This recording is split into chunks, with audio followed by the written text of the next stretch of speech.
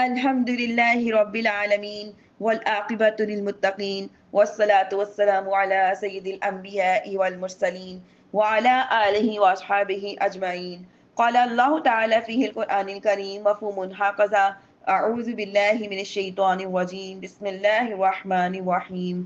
قال الملأ الذين استكبروا من قومه لنخرجنك يا شعيب والذين آمنوا معك من قريتنا أو لتعودن في ملتنا قال أولو كنا كارهين. صدق الله العظيم. ربي اشرح لي صدري ويسر لي أمري واحلل عقدة من لساني يفقهوا قولي. ربي زدني علما، ربي زدني علما، ربي زدني علما.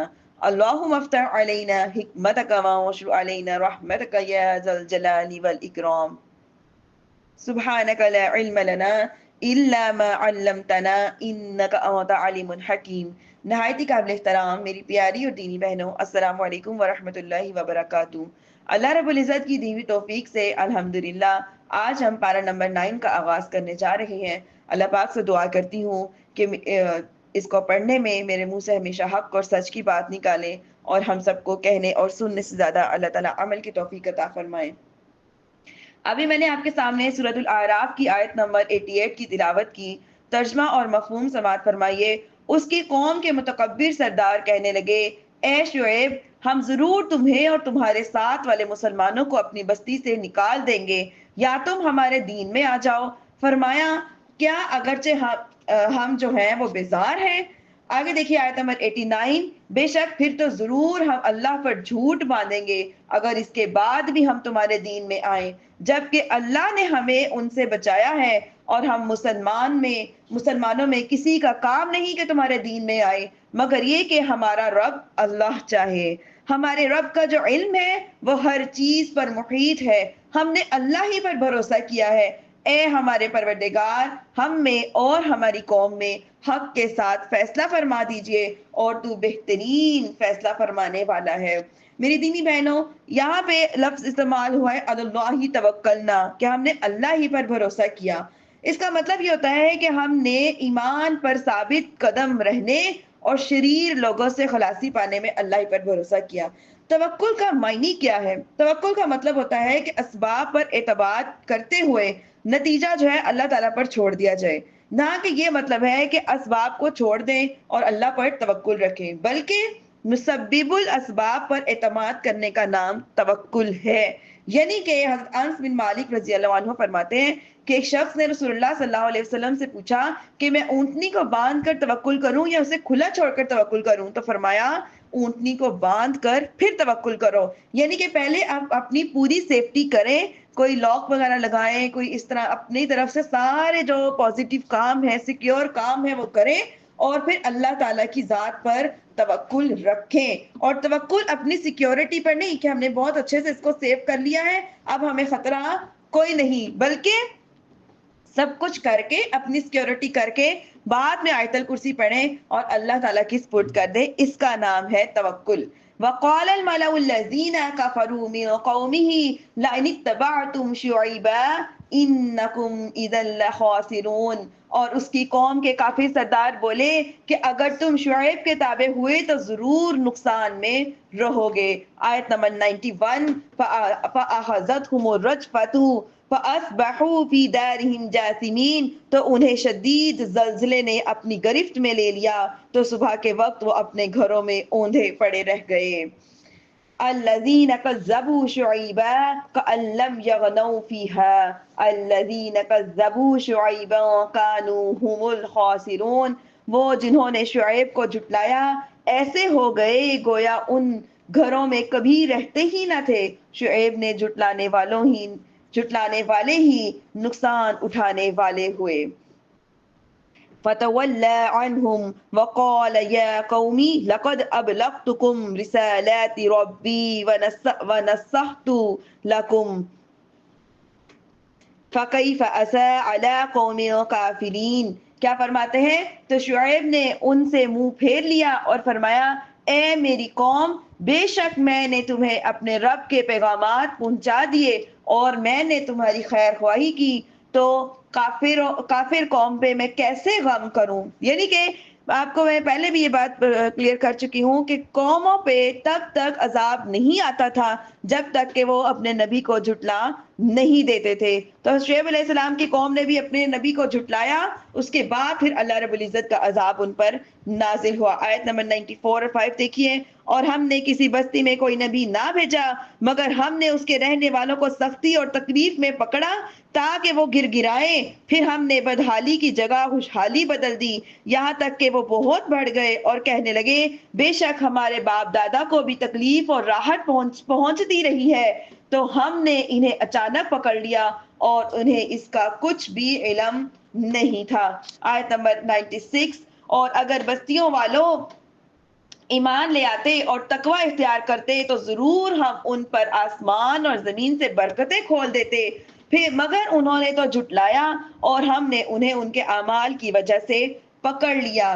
تو اس آیت میں جو بیان ہوا ہے وَلَوْ أَنَّ أَهْلَ الْقُرَىٰ آمَنُوا وَاتَّقَوْا, کہ اگر بستیاں والے ایمان لے آتے اور تقوی اختیار کرتے, یعنی کہ تقوی جو ہے وہ دنیا میں بھی اور آخرت میں بھی کیا ہے اللہ تعالیٰ کی طرف سے بہت عظیم ترین جو رحمت کا ذریعہ ہے.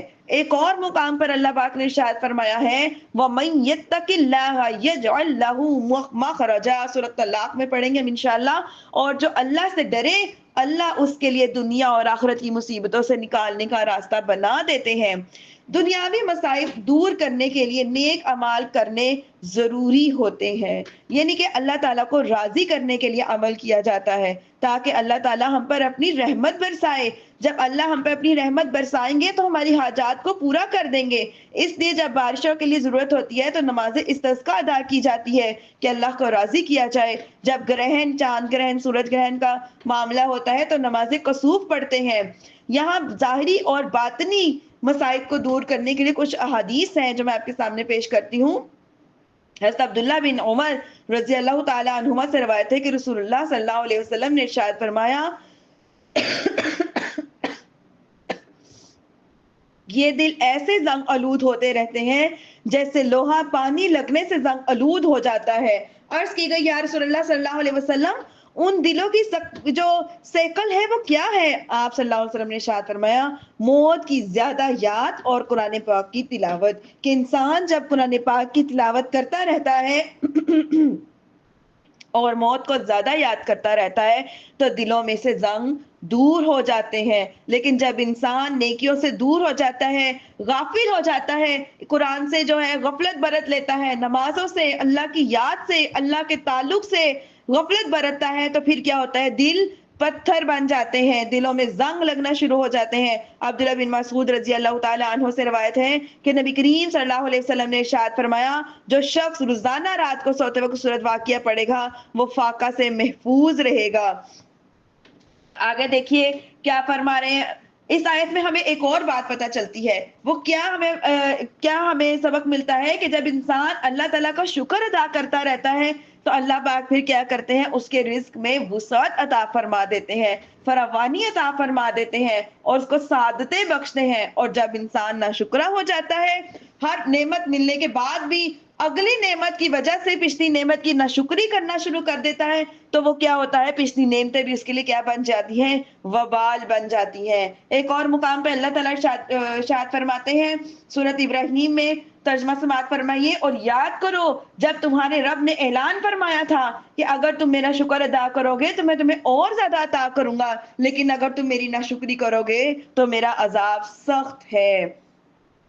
تو ہمیں اللہ پاک جو بھی نعمت عطا کر رہے ہیں, ہر ابھی دنیا کی نعمتوں کو چھوڑیے, ہم اپنے اندر کی نعمتوں کو یاد کریں, اس کو دیکھیں, ہمارا بولنا, ہمارا دیکھنا, ہمارا سننا, ہمارا محسوس کرنا, ہمارا چلنا, ہمارے پارٹ آف باڈی جو بالکل بغیر دوائیوں کے ورک کر رہے ہیں, کیا یہ اللہ تعالیٰ کی عظیم ترین نعمت نہیں؟ جب ہم بیمار ہوتے ہیں, ہلکا سا بخار ہوتا ہے یا کھانسی ہوتی ہے یا ہمیں سر میں درد ہوتا ہے تو کیا ہوتا ہے پورا جسم ہمارا ڈسٹرب ہو جاتا ہے, کوئی کام کرنے کا دل نہیں کرتا, نہ گھرداری میں دل لگتا ہے, نہ نمازوں میں, کسی چیز میں نہیں, پریشان ہو جاتے ہیں ہم کہ اب ہم کیا کریں. لیکن اس کے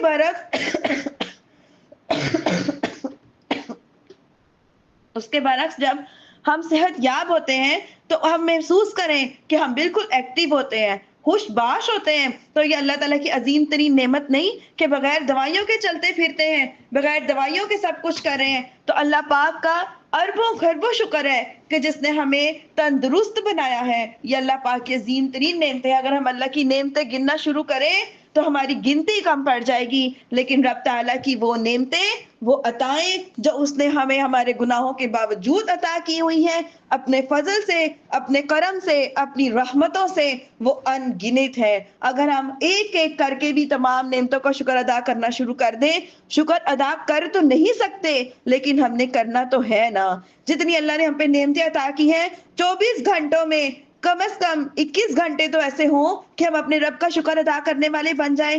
کچھ بھی نہیں تو کم از کم چلتے پھرتے، اٹھتے بیٹھتے، بولتے سوتے جاگتے، ہر وقت یا اللہ پاک تیرا شکر ہے، یا اللہ پاک تیرا اربوں شکر ہے، الحمدللہ، اس چیز کو اپنی زبان میں اتنا رچا بسا لیں کہ الحمدللہ کے بغیر ہماری کوئی بات ہو ہی نہ، کہ ہمارا ہر لفظ شکر ہو، ہماری ہر ادا شکر ہونی چاہیے، کیونکہ یہ جو شکر ادا کرنا ہے وہ کیا ہے؟ ہماری طرف سے جو ہمیں کوئی مصیبت، کوئی حاجت، کوئی تکلیف ہوتی ہے، اللہ پاک اس کو بھی دور فرما دیتے ہیں۔ آیت نمبر 97 اور 8 دیکھیے، کیا بستی والوں نے اس بات سے بے خوف ہو گئے تھے کہ ان پر ہمارا عذاب رات کو آئے جب وہ سو رہے ہوں، یا بستیوں والوں اس بات سے بے خوف ہیں کہ ان پر ہمارا عذاب دن کے وقت آ جائے جب وہ کھیل میں پڑے ہوئے تھے؟ تو کیا ہے کہ یہاں کفار کو اللہ پاک جو اللہ پاک کے عذاب سے ڈرایا جا رہا ہے، وہی مسلمانوں کو بھی نیک اعمال کرنے اور اللہ تعالیٰ سے ڈرنے کی بھی ترغیب دی جا رہی ہے کہ اللہ کیا فرماتے ہیں سورۃ آل عمران میں جو ہم پڑھ چکے، اے ایمان والوں اللہ سے ڈرو جیسا کہ اس سے ڈرنے کا حق ہے، اور ضرور تمہیں موت یعنی صرف اسلام کی حالت میں آنی چاہیے۔ کیا ہے؟ حضرت انس بن مالک رضی اللہ عنہ فرماتے ہیں رسول اللہ صلی اللہ علیہ وسلم نے ارشاد فرمایا، اے مسلمانوں کے گروہ، اللہ تعالیٰ نے تمہیں ہر چیز کی طرف رغبت دی ہے اور اس میں رغبت رکھو، اور جس چیز سے یعنی اپنے عذاب سے، جھڑک سے، جہنم سے تمہیں ڈرایا ہے، اس سے ڈرو بھی اور اس سے بچو بھی۔ کیا فرماتے ہیں؟ اگر جنت کا ایک قطرہ اس دنیا میں جہاں ہم رہتے ہیں، جنت کا اگر ایک قطرہ اس زمین پر آ جائے تو کیا ہوگا کہ ساری کی ساری زمین تمہارے لیے اچھی ہو جائے گی، مزید اچھی ہو جائے گی۔ لیکن اگر جہنم کا ایک قطرہ اس ساری زمین پر آ جائے گا تو کیا ہے کہ وہ پوری کی پوری دنیا کو بھی خراب کر دے گا۔ تو جہاں اللہ نے ہمیں ڈرایا ہے وہاں ہمیں ڈرنا چاہیے، جن چیزوں سے کرنے سے منع فرمایا ہے ان سے باز رہنا چاہیے، اور جن کو کرنے کا حکم دیا ہے انہی چیزوں کو اپنی زندگی کا حصہ بنا لینا چاہیے۔ آیت نمبر 99 سورۃ الاعراف، فآمنوا مکر اللہ فلا یأمنوا مکر اللہ الا القوم الخاسرون۔ کیا وہ اللہ کی خفیہ تدبیر سے بے خوف ہے؟ تو اللہ کی خفیہ تدبیر سے صرف تباہ ہونے والے لوگ ہی بے خوف ہوتے ہیں۔ کیا فرماتے ہیں کہ مکر کے لغوی معنی کیا ہے؟ مکر کے لغوی معنی ہے خفیہ تدبیر، جبکہ عام محاورے میں کیا کہتے ہیں؟ مکر کو دھوکہ کہتے ہیں، فریب کو مکر کہتے ہیں، دھوکہ اور فریب کو کیا کہتے ہیں؟ مکر کہتے ہیں۔ لیکن کیا ہے، کبھی یہ خفیہ تدبیر کے معنی میں بھی آتا ہے۔ اللہ تعالیٰ نے اس آیت میں اللہ تعالیٰ کے خاص غضب کا جو ہے ذکر کیا گیا ہے کہ کفار اللہ تعالیٰ کی خفیہ تدبیر سے کیا ہیں؟ بے خوف ہیں، اس کے ڈھیل دینے اور دنیاوی نعمتوں پر غرور کرنے سے، جو وہ ہر وقت اپنی دنیاوی نعمتوں پر غرور کرتے رہتے تھے، وہ اللہ تعالیٰ کے عذاب سے کیا ہو گئے ہیں؟ بے فکر ہو گئے ہیں۔ اللہ فرماتے ہیں سن لو، کیا فرماتے ہیں؟ سن لو، اللہ عز و جل کی خفیہ تدبیر سے صرف تباہ ہونے والے لوگ ہی بے خوف ہوتے ہیں۔ اس کے مخلص بندے جو ہوتے ہیں وہ کیا کہتے ہیں؟ ہر وقت اللہ تعالیٰ سے ڈرتے رہتے ہیں۔ اللہ عز و جل کے خوف کا دل سے نکل جانا یہ سخت نقصان کا سبب ہے۔ اللہ عز و جل کی ڈھیل یا بندے کو یا اس کا کسی بندے پر گناہ پر نہ پکڑنا، یہ بھی اللہ تعالیٰ کی طرف سے خفیہ تدبیر ہے۔ لہٰذا ہمیں چاہیے کہ ہر وقت ہم اللہ تعالیٰ کی خفیہ تدبیروں سے ڈرتے رہیں کہ اگر اللہ نے ہمارے گناہوں کے باوجود ہماری پکڑ نہیں کی تو کہیں اللہ ہمیں ڈھیل تو نہیں دے رہے۔ تو ضروری کیا ہے کہ ہم فوری کیا کریں؟ اللہ سے توبہ کر لیں۔ حضرت ابراہیل علیہ السلام ایک مرتبہ بارگاہ رسالت میں روتے ہوئے حاضر ہوئے تو رحمت دو عالمین صلی اللہ علیہ وسلم نے دریافت کیا، اے جبرائیل کیا ہوا، تمہیں کس چیز نے رلا دیا ہے؟ انہوں نے عرض کیا، جب سے اللہ تعالیٰ نے جہنم کو پیدا فرمایا ہے میری آنکھیں اس وقت سے کبھی اس خوف کے سبب خشک نہیں ہوئی کہ مجھ سے کہیں کوئی نافرمانی نہ ہو جائے اور میں جہنم میں نہ ڈال دیا جاؤں۔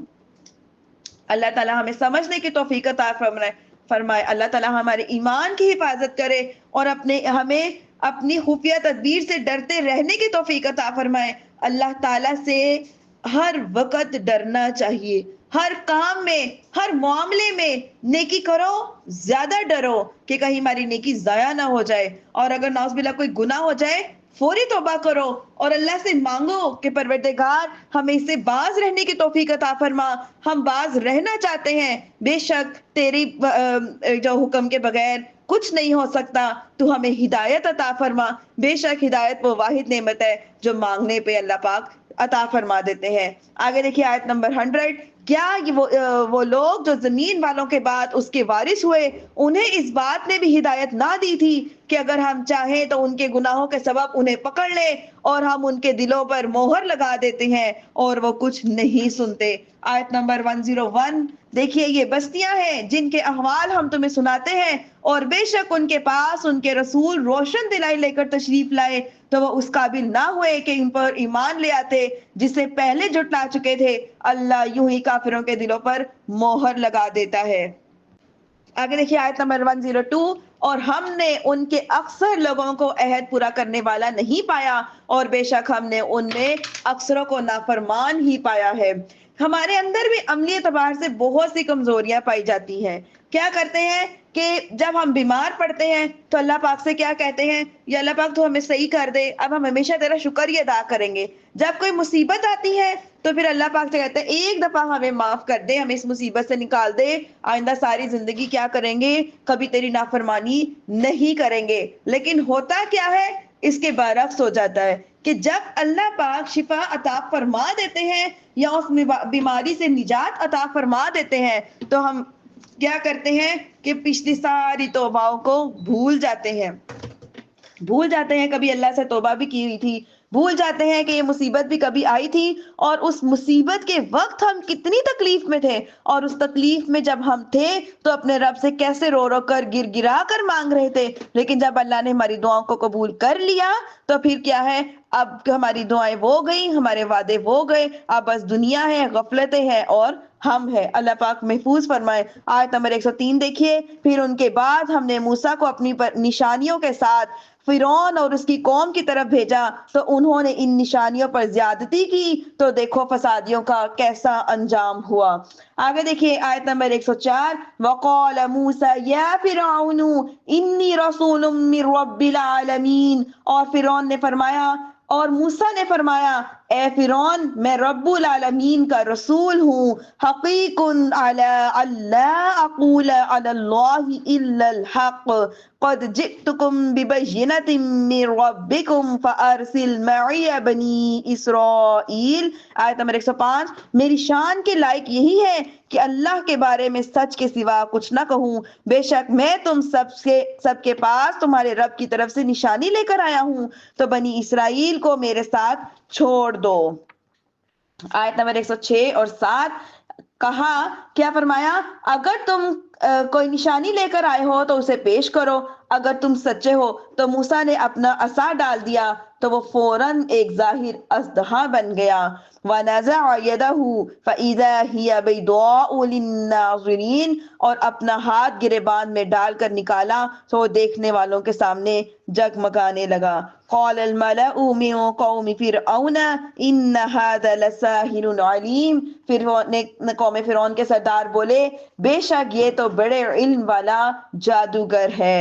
آگے کیا فرما رہے ہیں، آیت نمبر 110، یہ تمہیں تمہارے ملک سے نکالنا چاہتا ہے تو تم کیا مشورہ دیتے ہو؟ انہوں نے کہا انہیں اور ان کے بھائی کو کچھ مہلت دو اور شہروں میں جمع کرنے والوں کو بھیج دو، وہ تمہارے پاس ہر علم والے جادوگر کو لے آئیں گے، اور جادوگر فرعون کے پاس آئے اور کہنے لگے اگر ہم غالب آ گئے تو ہمارے لیے یقینی طور پر کوئی انعام ہوگا۔ فرعون نے کہا ہاں بے شک تم تو میرے قریبی لوگوں میں سے ہو جاؤ گے۔ جادوگروں نے کہا اے موسیٰ کیا تو اپنا عصا ڈالے یا ہم کچھ ڈالتے ہیں؟ فرمایا تم ہی ڈالو۔ جب انہوں نے ڈالی تو لوگوں کی آنکھوں پر جادو کر دیا اور انہیں خوف زدہ کر دیا اور وہ بہت بڑا جادو لے کر آئے، اور ہم نے موسیٰ کو وحی فرمائی کہ اب تم اپنا عصا ڈال دو، تو اچانک وہ عصا ان کی بناوٹی شکلوں کو نگلنے لگا تو حق ثابت ہو گیا، اور جو کچھ وہ کر رہے تھے وہ سب کیا ہو گیا؟ باطل ہو گیا۔ تو وہ وہی مغلوب ہو گئے اور ذلیل ہو کر پلٹے، اور جادوگر سجدے میں گرا دیے گئے اور کہنے لگے ہم تمام جہانوں کے رب پر ایمان لائے جو موسیٰ اور ہارون کا رب ہے۔ آگے دیکھیے کیا فرماتے ہیں، فرعون نے کہا تم اس پر ایمان لے کر آئے ہو قبل اس کے کہ میں تمہیں اجازت دوں؟ یہ تو بہت بڑا دھوکہ ہے جو تم نے اس شہر میں کیا ہے تاکہ تم شہر کے لوگوں کو اس سے نکال دو، اور اب تم جان جاؤ گے میں ضرور تمہارے تمہارے ایک طرف کے ہاتھ اور دوسری طرف کے پاؤں کو کاٹ دوں گا، پھر تم سب کو پھانسی دے دوں گا۔ جادوگر کہنے لگے بے شک ہم اپنے رب کی طرف پلٹنے والے ہیں، اور تجھے ہماری طرف سے یہی بات بری لگی ہے کہ ہم اپنے رب کی نشانیوں پر ایمان لے آئے ہیں۔ جب وہ ہمارے پاس آئے اے ہمارے رب ہم پر صبر انڈیل دے اور ہمیں حالت اسلام میں موت عطا فرما۔ آگے دیکھیے آیت نمبر 127 فرماتے ہیں اے قوم فرعون کے سردار بولے کیا تو موسیٰ اور اس کی قوم کو اس لیے چھوڑ دے گا تاکہ وہ زمین میں فساد پھیلائیں، اور وہ موسیٰ تجھے اور تیرے مقرر کیے ہوئے معبودوں کو چھوڑ رکھے؟ فرعون نے کہا اب ہم ان کے بیٹوں کو قتل کر دیں گے اور ان کی بیٹیاں زندہ رکھیں گے، اور بے شک ہم ان پر غالب ہیں۔ آگے دیکھیے آیت نمبر 128 موسیٰ نے اپنی قوم سے فرمایا اللہ سے مدد طلب کرو اور صبر کرو۔ کیا فرما رہے ہیں؟ استعینوا باللہ واصبروا، اللہ سے مدد طلب کرو اور صبر کرو، بے شک زمین کا مالک کون ہے؟ اللہ، وہ اپنے بندوں میں جسے چاہتا ہے وارث بنا دیتا ہے، اور اچھا انجام کس کے لیے ہے؟ متقیوں کے لیے ہے، پرہیزگاروں کے لیے ہے۔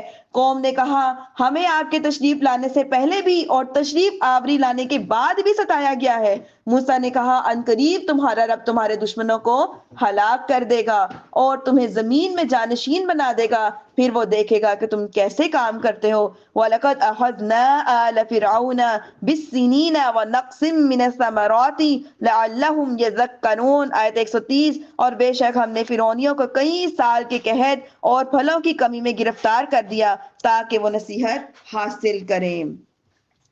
یہاں پہ اللہ تعالیٰ نے اس آیت میں کچھ روشن نشانیوں کو جھٹلانے کے سبب فرعون اور اس کی قوم کی ہلاکت کے ابتدائی واقعات کو بیان کیا ہے۔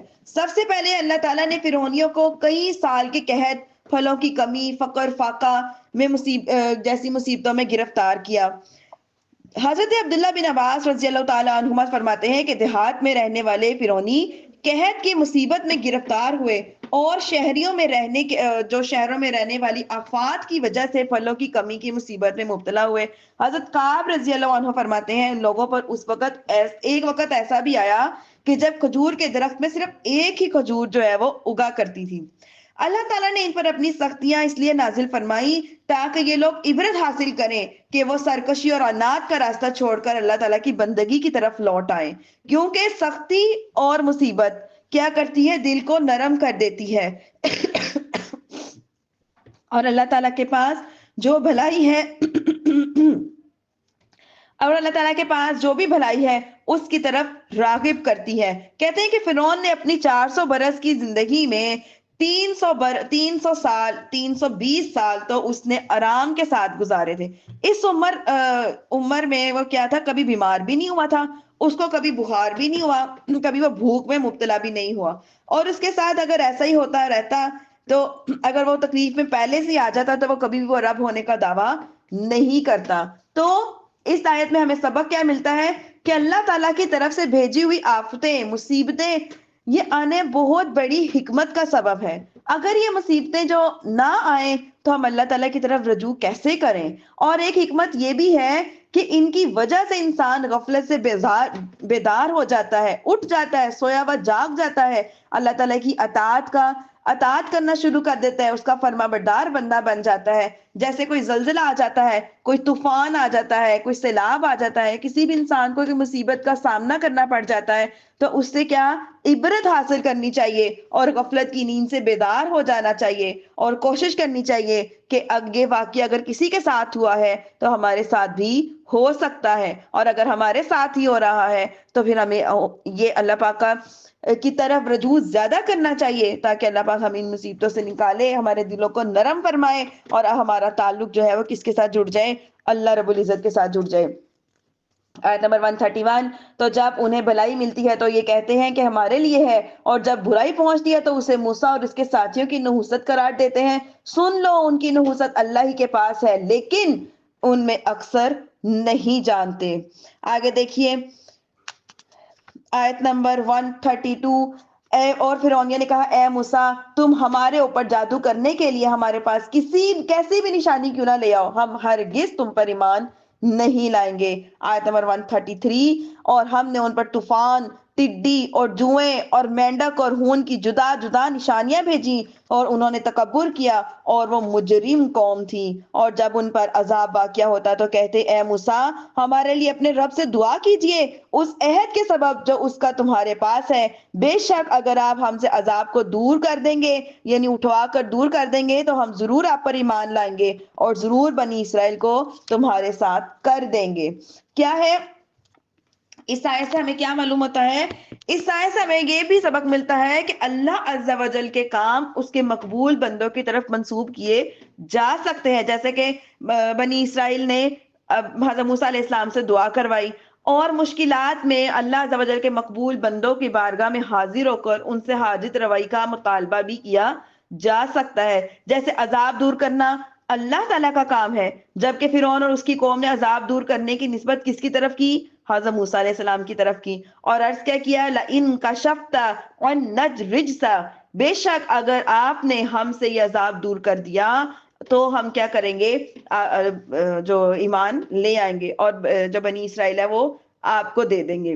اس طرح بیٹا دینا کس کا کام ہے؟ اللہ کا کام ہے. جبکہ جبرائیل علیہ السلام نے اس کی نسبت اپنی طرف کی اور کیا فرمایا؟ انما انا رسول ربک لاہب لک غلاما زکیہ، غلامن زکیہ، میں تو تیرے رب کا بھیجا ہوا ہوں تاکہ میں تجھے ایک پکیزہ بیٹا عطا کروں. ایسے ہی پرندوں کو پیدا کرنا، ان میں اندھوں کو آنکھیں دینا، کوڑیوں کو شفا عطا کرنا اور مردوں کو زندہ کرنا، یہ کس کے کام ہے؟ یہ اللہ رب العزت کے کام ہے نا. لیکن عیسیٰ علیہ السلام نے اس کو اپنی طرف منسوب کیا.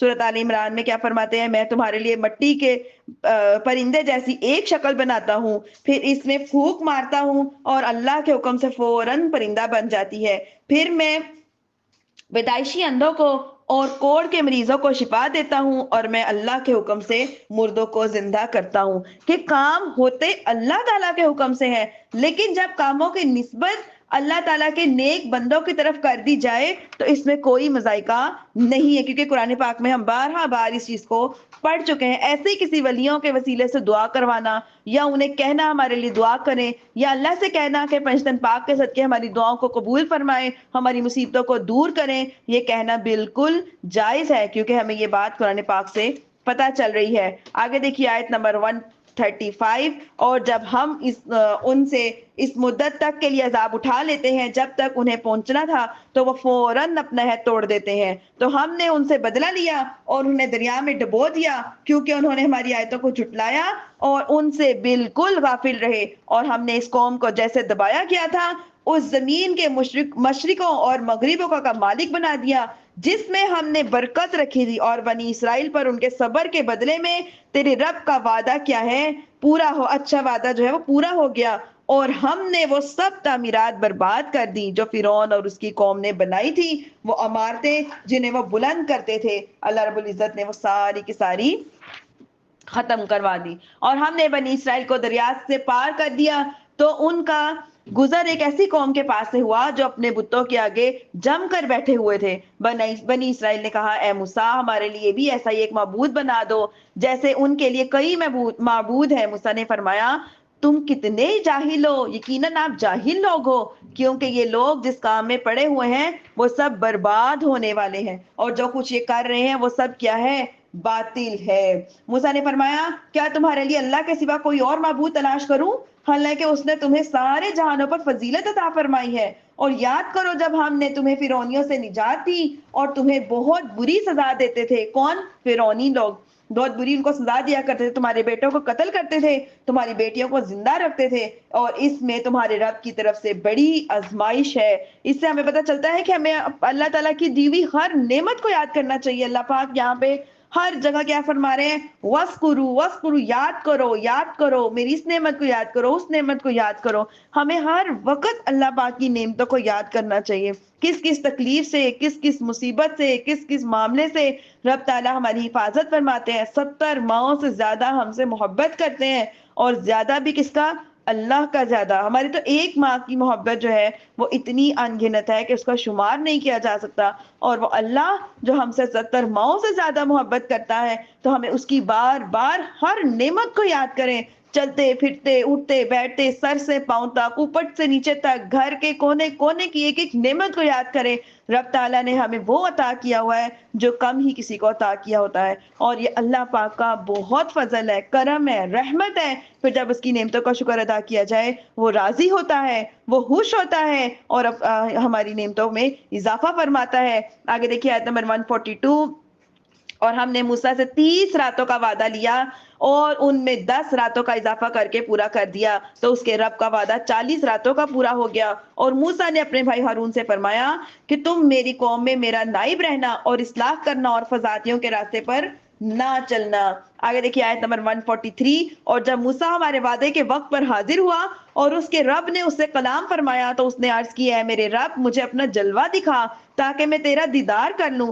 اللہ نے فرمایا تو مجھے ہرگز نہ دیکھ سکے گا، البتہ اس پہاڑ کی طرف دیکھ، یہ اگر اپنی جگہ پہ ٹھہرا رہا تو عنقریب تو مجھے دیکھ لے گا۔ پھر جب اس کے رب نے پہاڑ پر اپنا نور چمکایا تو اسے پاش پاش کر دیا، اور موسیٰ بے ہوش ہو کر گر گئے۔ پھر جب ہوش آیا اور عرض کی، تو پاک ہے، میں تیری طرف رجوع لایا اور میں سب سے پہلا مسلمان ہوں۔ یعنی اللہ پاک کا نور، اللہ پاک کی نور کی تجلی اس قدر زیادہ تھی کہ وہ اس کو دیکھ کر ایک دم اس کی تاب نہ لا سکے۔ 144، اللہ نے فرمایا، اے موسیٰ میں نے اپنی رسالتوں اور اپنے کلام کے ساتھ تجھے لوگوں پر منتخب کر لیا، تو جو میں نے تمہیں عطا کیا ہے اسے لے لو اور شکر گزاروں میں ہو جاؤ۔ یہ اللہ پاک کا فضل ہے کہ اللہ پاک ہمیں جو نعمتیں عطا فرماتے ہیں اس میں راضی رہنا چاہیے، نہ کہ جو نعمت نہیں عطا کی اس کے خیال میں پرانی نعمتوں کو بھی، جو نعمتیں اللہ نے عطا کی ہیں اس کی بھی ناشکری کریں۔ اس سے بہتر یہ ہے کہ اب جو نعمتیں عطا کی ہیں اس پہ اللہ کا شکر ادا کریں، اور جو عطا نہیں کی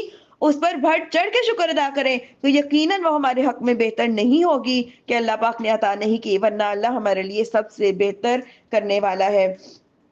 آیت 145، اور ہم نے اس کے لیے تورات کی تختیوں میں ہر چیز کی نصیحت اور ہر چیز کی تفصیل لکھ دی، اور فرمایا اسے مضبوطی سے پکڑ لو اور اپنی قوم کو حکم دو کہ وہ اس کی اچھی باتیں اختیار کرے، عنقریب میں تمہیں نافرمانوں کا گھر دکھا دوں گا۔ آیت نمبر 146 فرماتے ہیں، اور میں اپنی آیتوں سے ان لوگوں کو پھیر دوں گا جو زمین میں ناحق اپنی بڑائی چاہتے ہیں، اور اگر وہ سب نشانیاں دیکھ لیں تو بھی ان پر ایمان نہیں لاتے، اور اگر وہ ہدایت کی راہ کو دیکھ لیں تو اسے اپنا راستہ نہیں بناتے، اور اگر گمراہی کا راستہ دیکھ لیں تو وہ اسے اپنا راستہ بنا لیتے ہیں۔ یہ اس لیے کہ انہوں نے ہماری آیتوں کو جھٹلایا اور ان سے غافل رہے، اور انہوں نے ہماری آیتوں اور آخرت کی ملاقات کو جھٹلایا تو ان کے تمام اعمال جو ہیں وہ برباد ہو گئے، انہیں ان کے اعمال ہی کا بدلہ دیا جائے گا۔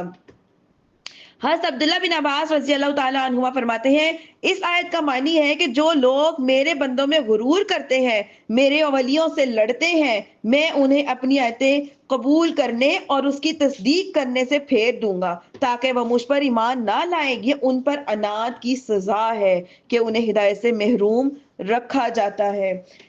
یہاں پہ بات ہو رہی ہے اصل میں تکبر کی، کہ تکبر کی وجہ سے انسان جو ہے وہ کیا کرتا ہے، غرور کی وجہ سے وہ دوسرے کو کچھ سمجھتا نہیں، اللہ تعالیٰ کے ولیوں کو نہیں سمجھتا، یا اپنے سے کسی بڑے معتبر بندے کو کچھ نہیں سمجھتا، کسی عالم فاضل مفتی کو کچھ نہیں سمجھتا۔ تو یہاں پہ ناحق تکبر کرنے والوں کے لیے ایک بڑی عبرت بتائی گئی ہے، کہ بڑی عبرت کی بات ہے کہ اللہ تعالیٰ پھر ان سے جو اللہ کے ولیوں کو نہیں مانتا، اللہ پاک پھر کیا کرتے ہیں، کہ تکبر کی وجہ سے نہیں مانتا تو اللہ پاک بھی کیا کرتے ہیں، اس سے پھر ہدایت کی توفیق بھی چھین لیتے ہیں، لے لیتے ہیں۔ تکبر کی تعریف یہ ہے کہ دوسروں کو حقیر جاننا۔ حضرت عبداللہ بن مسعود رضی اللہ تعالیٰ عنہ سے روایت ہے کہ رسول اللہ صلی اللہ علیہ وسلم نے ارشاد فرمایا، الکبر باطر الحق وغمط الناس، تکبر جو ہے حق کی مخالفت اور لوگوں کو حقیر جاننے کا نام ہے، کہ حق کی مخالفت کرے اور کسی کو کچھ نہ سمجھے۔ امام محمد غزالی رحمۃ اللہ فرماتے ہیں تکبر کی 3 قسمیں ہیں۔ ایک وہ تکبر ہے جو اللہ تعالیٰ کے مقابلے میں کیا جائے، جیسے کہ ابلیس نے کیا، نمرود نے، فرعون وغیرہ نے یہ تکبر کیا کہ لوگوں کو تکبر کیا اور خدائی کا دعویٰ کیا اور اللہ تعالیٰ کے بندوں سے نفرت کے طور پر منہ پھیر دیتے تھے۔ دوسرا تکبر کی قسم یہ ہے کہ وہ تکبر جو اللہ تعالیٰ کے رسول کے مقابلے میں کیا جائے، جس طرح کفار مکہ نے کیا اور کہا کہ ہم آپ جیسے بشر کی اطاعت نہیں کریں گے، بلکہ ہماری ہدایت کے لیے اللہ تعالیٰ کوئی فرشتہ یا سردار بھیجیں۔ تیسرا جو تکبر ہے وہ کیا ہے، جو آدمی جو ہے عام انسانوں سے کرتا ہے، جیسے ہمارے معاشرے میں اکثر لوگ یہ تکبر کا شکار ہوتے ہیں کہ انہیں حقارت کی نظر سے دیکھتے ہیں، حق کو نہیں مانتے اور اپنے آپ کو ہر ایک سے اپنے آپ کو ہر ایک سے بہتر جانتے ہیں اور بڑا سمجھتے ہیں۔ اللہ تعالیٰ اور اس کے رسول کی جناب میں تکبر کرنا کیا ہے؟ کفر ہے، جبکہ عام بندوں کے معاملے میں تکبر کرنا کفر تو نہیں ہے لیکن یہ بہت بڑا گناہ ہے۔ تو غرور جو ہے وہ آگ ہے جو دل کی تمام قابلیتوں کو جلا کر برباد کر دیتی ہے، خاص طور پہ جب اللہ تعالیٰ کے مقبول بندوں کے مقابلے میں تکبر کیا جائے۔ اللہ تعالیٰ جو ہے وہ محفوظ فرمائے۔ تکبر اتنی بری چیز ہے، اس سے ہمیشہ بچتے رہنا چاہیے اور عاجزی پیدا کرنی چاہیے اپنے اندر۔ جب انسان دیکھے کہ ہم اپنے کسی بھی انسان کو اپنے سے کمتر سمجھ رہے ہیں، اس کا مطلب یہ ہے کہ وہ تکبر کر رہا ہے، تو فوری اپنے نفس کی نفی کرنی چاہیے، اپنے نفس کو یاد دلانا چاہیے، اپنی کمیوں کو یاد کرنا چاہیے اور کبھی بھی کسی کو اپنے سے کمتر نہیں سمجھنا چاہیے۔ اللہ رب العزت سورۃ بقرہ میں کیا ارشاد فرماتے ہیں؟ اللہ بہت سے لوگوں کو اس کے ذریعے سے گمراہ کرتا ہے اور بہت سے لوگوں کو ہدایت دیتا ہے۔ تکبر جو ہے ابلیس نے کیا تھا، کیا کیا تھا کہ اس کے دل میں کیا ہوا تھا؟ حسد کی آگ بھڑک اٹھی تھی، یہاں تک کہ اس کی ساری عبادتیں ہلاک ہو گئیں، برباد ہو گئیں۔ وہ کتنا بڑا عالم تھا، ہزاروں لاکھوں سالوں سے اللہ کی عبادت کر رہا تھا، لیکن ایک تکبر کی وجہ سے ایک حسد کی وجہ سے اس کے سارے اعمال ضائع ہو گئے۔ یہ جو بار بار قرآن پاک میں اللہ پاک ہمیں جو واقعے بتا رہے ہیں، بار بار یاد کروا رہے ہیں، بار بار ہمارے سامنے اس کا ذکر کر رہے ہیں، مختلف اشکال میں یہ ہمارے سامنے آ رہی ہیں، اس کا مطلب یہ ہے کہ ہم اس سے عبرت حاصل کریں، سبق پکڑیں، دیکھیں کہ ہماری زندگیوں میں یہ چیزیں تو نہیں پائی جا رہی۔ اب یہ غرور اور تکبر یہ 2 بہت بڑی بیماریاں ہیں اور اس میں حسد بھی شامل ہے۔ اب یہ 3 چیزیں دیکھنی چاہیے کہ ہمارے اندر اس کا کتنا حصہ پایا جاتا ہے۔ آیا کہ اگر رائی کے دانے کے برابر بھی اگر دانہ خواصہ حصہ پایا جا رہا ہے، اس کی بھی نفی کرنے کی ضرورت ہے۔ فوری کسی بھی پرندے جانور کو بھی اپنے آپ کو بہتر نہ سمجھے، بلکہ اپنے آپ کی نفی کریں اور اس پرندے کو، اس جانور کو اپنے سے زیادہ اچھا سمجھے، یہی عاجزی ہے۔ آگے اللہ پاک کیا ارشاد فرمایا آیت نمبر 148، اور موسیٰ کے پیچھے اس کی قوم نے اپنے زیورات سے ایک بے جان بچھڑے کو معبود بنا لیا جس کی گائے جیسی آواز تھی۔ کیا انہوں نے یہ نہ دیکھا تھا کہ وہ بچھڑا ان سے نہ کلام کرتا ہے اور نہ ہی کوئی ہدایت دیتا ہے؟ انہوں نے اسے معبود بنا لیا اور وہ ظالم تھے۔ جب وہ شرمندہ ہوئے اور سمجھ گئے کہ وہ یقیناً گمراہ ہو گئے تھے تو کہنے لگے، اگر ہمارے رب نے ہم پر رحم نہ فرمایا اور ہماری مغفرت نہ فرمائی تو ہم ضرور تباہ ہو جائیں گے۔ اور جب موسیٰ اپنی قوم کی طرف بہت زیادہ غم اور غصے میں بھرے ہوئے لوٹے اور تو فرمایا، تم نے میرے بعد کتنا برا کام کیا ہے، کیا تم نے اپنے رب کے حکم میں جلدی کر دی؟ اور موسیٰ نے تختیاں زمین پر ڈال دی اور اپنے بھائی کو سر کے بالوں سے پکڑ کر اپنی طرف کھینچنے لگے تو ہارون علیہ السلام نے کیا فرمایا؟ اے میری ماں کے بیٹے، بے شک قوم نے مجھے کمزور سمجھا اور قریب تھا کہ مجھے مار ڈال دے، تو تم مجھ پر دشمنوں کو ہنسنے کا موقع نہ دو اور مجھے ظالموں کے ساتھ نہ ملاؤ۔ عرض کیا، اے میرے رب، مجھے اور میرے بھائی کو بخش دے اور ہمیں اپنی رحمت میں داخل فرما، اور تو سب رحم کرنے والوں سے بڑھ کر رحم فرمانے والا ہے۔ آگے دیکھیے آیت نمبر 152، بے شک وہ لوگ جنہوں نے بچھڑے کو معبود بنا لیا ان قریب انہیں دنیا کی زندگی میں ان کے رب کا غضب اور ذلت پہنچیں گی، اور ہم بہتان باندھنے والوں کو ایسا ہی بدلہ دیتے ہیں۔ کیا مطلب کہ جس طرح ہم نے ان کے بچھڑے کی پوجا کرنے والوں کو بدلہ دیا تھا، اسی طرح ہم ہر اس شخص کو بدلہ دیں گے جو اللہ تعالیٰ پر جھوٹ باندھے گا اور غیر خدا کی عبادت کرے گا۔ ابو قبالہ کہتے ہیں کہ اللہ کی قسم، یہ قیامت تک ہر بہتان باندھنے والوں کی سزا رہے گی کہ اللہ تعالیٰ اسے ذلیل و خوار کر دے گا۔ ابو سفیان بن عنینہ رحمۃ اللہ علیہ فرماتے ہیں کہ یہ سزا قیامت تک آنے والے ہر بدعتی شخص کے بارے میں بھی ہے۔ حضرت مالک بن انس رضی اللہ عنہ فرماتے ہیں کہ ہر بدعتی اپنے سر کے اوپر سے ذلت پائے گا۔ پھر یہی آیت جو ہے وہ نازل فرمائی۔ اب دیکھیں کہ بدعت کسے کہتے ہیں، کہ شریعت میں کوئی نئی چیز کو داخل کرنا، اسے کہتے ہیں بدعت۔ اور بدعت کے شرعی معنی وہ عقائد یا وہ اعمال ہیں جو نبی کریم صلی اللہ علیہ وسلم کی ظاہری حیات کے زمانے میں نہ ہوں بلکہ بعد میں ایجاد کر دیے جائیں۔ لیکن بدعت جو ہے وہ دو قسم کی ہوتی ہے، ایک بدعت حسنہ یعنی اچھی بدعت، اور ایک بدعت سیئہ یعنی بری بدعت۔ بدعت حسنہ یہ ہے کہ وہ نیا کام جو کسی سنت کے خلاف نہ ہو، اور بدعت سیئہ یعنی کہ بری وہ یہ ہے کہ دین میں کوئی ایسا کام ایجاد کرنا جس کی اصل کتاب اور سنت میں موجود نہ ہو، اور اس کی وجہ سے شریعت کا کوئی حکم تبدیل ہو رہا ہو، تو اس سے بچنا چاہیے۔ آگے دیکھیے 153 والذین عملوا السیئات ثم تابوا من بعدها وآمنوا ان ربک من بعدها لغفور الرحیم۔ اور وہ لوگ جنہوں نے برے اعمال کیے پھر ان کے بعد توبہ کر لی اور ایمان لے آئے تو بے شک اس توبہ اور ایمان کے بعد تمہارا رب بخشنے والا مہربان ہے۔ اس آیت میں گناہ کے بعد توبہ کرنے والوں کے لیے بہت بڑی خوشخبری ہے کہ اللہ تعالیٰ کی رحمت جو ہے وہ بے نیاز ہے، بہت زیادہ ہے، ان گنت ہے، کہ جس شخص نے گناہ کا کوئی بھی پہلو نہ چھوڑا ہو لیکن کفر تک کا ارتکاب کر دیا ہو، پھر اللہ تعالیٰ کی بارگاہ میں حاضر ہوا اور تمام گناہوں سے سچی توبہ کر لی۔ توبہ کا معنی میں یہاں پہ کلیئر کرتی چلوں، توبہ اسے کہتے ہیں کہ پچھلے گناہوں کی معافی مانگنا اور آئندہ ساری زندگی کے لیے اس گناہ سے باز رہنا، اس کا مطلب ہوتا ہے توبہ۔ اور تمام جو گناہوں کی سچی توبہ کر لی اور ایمان لایا اور اس توبہ پر قائم رہا تو اللہ تعالیٰ اس کے تمام گناہوں کو کیا کر دے گا، بخش دے گا اور اس کی توبہ کو قبول فرما لے گا۔ اس آیت سے پتہ چلتا ہے ہمیں کہ اس گناہ جو ہے وہ کبیرہ ہو یا صغیرہ ہو، لیکن جب بندہ اسے توبہ کر لیتا ہے تو اللہ تبارک و تعالیٰ اپنی رحمت سے، فضل سے ان کے گناہوں کو بھی معاف فرما دیتے ہیں۔ حضرت ابو ہریرہ رضی اللہ عنہ سے روایت ہے کہ سرکار دو عالم صلی اللہ علیہ وسلم نے ارشاد فرمایا، اگر تم اتنے گناہ کرو تو کہ وہ آسمان تک پہنچ جائیں تو پھر تم اللہ تعالیٰ کی بارگاہ میں توبہ کرو تو اللہ تعالیٰ تمہاری توبہ کو قبول فرما لے گا۔ اور ابو ہریرہ رضی اللہ عنہ سے ہی روایت ہے، فرماتے ہیں حضور پر نور صلی اللہ علیہ وسلم نے ارشاد فرمایا، اللہ تعالیٰ کے پاس 100 رحمتیں ہیں، ان میں سے ایک رحمت اس نے جن، انس، حیوانات اور زمین میں رہنے والے تمام حشرات کے لیے نازل کی ہے، جس سے وہ ایک دوسرے پر شفقت کرتے ہیں اور رحم کرتے ہیں۔ اسی سے وحشی جانور اپنے بچوں پر بھی رحم کرتے ہیں، اور اللہ تعالیٰ نے 99 رحمتیں بچا کر رکھی ہیں، کس کے لیے؟ قیامت کے دن کے لیے، کہ جو اپنے بندوں پر رحم فرمائے گا۔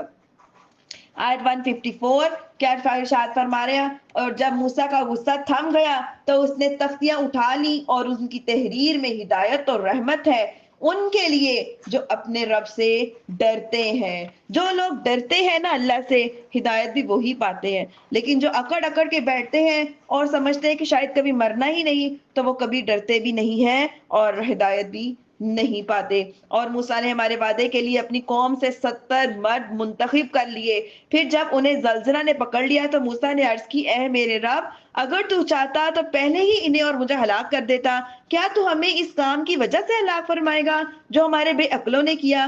یہ تو نہیں ہے مگر تیری طرف سے آزمانا، تو اس کے ذریعے جسے چاہتا ہے گمراہ کرتا ہے اور جسے چاہتا ہے ہدایت دیتا ہے۔ تو ہمارا مولا ہے، تو ہمیں بخش دے، ہم پہ رحم فرما، تو سب سے بہتر بخشنے والا ہے۔ بے شک اللہ ہی ہے جو بہترین جو ہے رحم فرمانے والے ہیں۔ آگے دیکھیے، اور ہمارے لیے اس دنیا میں اور آخرت میں بھلائی لکھ دے، بے شک ہم نے تیری طرف رجوع فرمایا کہ میں جسے چاہتا ہوں اسے اپنا عذاب دوں گا، اور میری رحمت ہر چیز کو گھیرے ہوئے ہے، تو عنقریب میں اپنی رحمت ان کے لیے لکھ دوں گا جو پرہیزگار ہیں، زکوٰۃ دیتے ہیں اور میری آیتوں پر ایمان لاتے ہیں۔ تو بار بار ذکر آ رہا ہے پرہیزگاری پرہیزگاری پرہیزگاری اللہ تعالیٰ کی طرف سے بہت بڑی رحمت ہے، نعمت ہے۔ اللہ تعالیٰ ہمیں متقیوں میں شمار فرمائے۔ وہ جو اس رسول کی اتباع کریں جو غیب کی خبریں دینے والے ہیں، جو کسی سے پڑھے ہوئے نہیں ہیں، جسے یہ اہل کتاب اپنے پاس تورات اور انجیل میں لکھا ہوا پاتے ہیں، وہ انہیں نیکی کا حکم دیتے ہیں اور انہیں برائی سے منع کرتے ہیں، اور ان کے لیے پاکیزہ چیزیں حلال فرماتے ہیں، گندی چیزیں ان پر حرام کرتے ہیں، اور ان کے اوپر سے وہ بوجھ اور قیدیں اتارتے ہیں جو ان پر تھیں۔ اور تو وہ لوگ جو اس نبی پر ایمان لائے، ان کی تعظیم کی اور ان کی مدد کی اور اس نور کی پیروی کی جو ان کے ساتھ نازل کیا گیا، تو وہی لوگ کیا ہیں؟ فلاح پانے والے ہیں، کامیاب لوگ ہیں۔ اس آیت میں لفظ استعمال ہوا ہے نبا، نبی کا۔ تو کہتے ہیں نبی کا جو سید الاعلیٰ حضرت رحمت اللہ علیہ نے جو نبی کا ترجمہ فرمایا ہے کہ غیب کی خبریں دینے والا، اور یہ نہایت ہی صحیح ترجمہ ہے۔ نبا لفظ اصل ہوتا ہے، اس کا معنی ہوتا ہے خبر دینا، اور نبی کی منفرد خبر بطور خاص غیب کی ہی خبر ہوتی ہے، کہ جب کوئی نبی تشریف لاتے ہیں تو کس چیز کی خبر دیتے ہیں؟ غیب کی خبر دیتے ہیں نا، یعنی کہ جیسے ہمارے نبی کریم صلی اللہ علیہ وسلم تشریف لائے، انہوں نے ہمیں غیب کی خبریں دی، جنت کی خبر دی، دوزخ کی خبر دی، قیامت کی خبر دی، ہر آنے والے نشانیوں کی، حالات کی خبر دی۔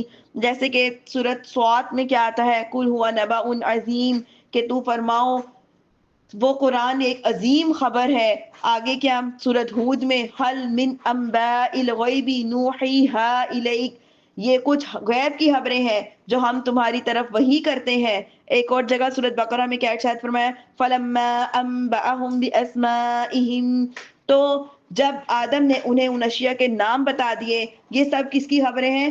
غیب کی خبریں ہیں جو اللہ پاک اپنے نبیوں کو عطا فرماتے ہیں، پھر وہ نبی آ کے دنیا میں اس کی تبلیغ کرتے ہیں۔ تم فرماؤ آیت 158، اے لوگو میں تم سب کی طرف اللہ کا رسول ہوں جس کے لیے آسمانوں اور زمین کی بادشاہت ہے، اس کے سوا کوئی معبود نہیں، وہی زندہ کرتا ہے، وہی مارتا ہے، اور تم اللہ پر ایمان لاؤ اور اس کے رسول پر جو نبی ہیں کسی سے پڑے ہوئے نہیں ہیں، اللہ اور اس کی تمام باتوں پر ایمان لاتے ہیں، ان کی پیروی کرو تاکہ تم ہدایت لاؤ۔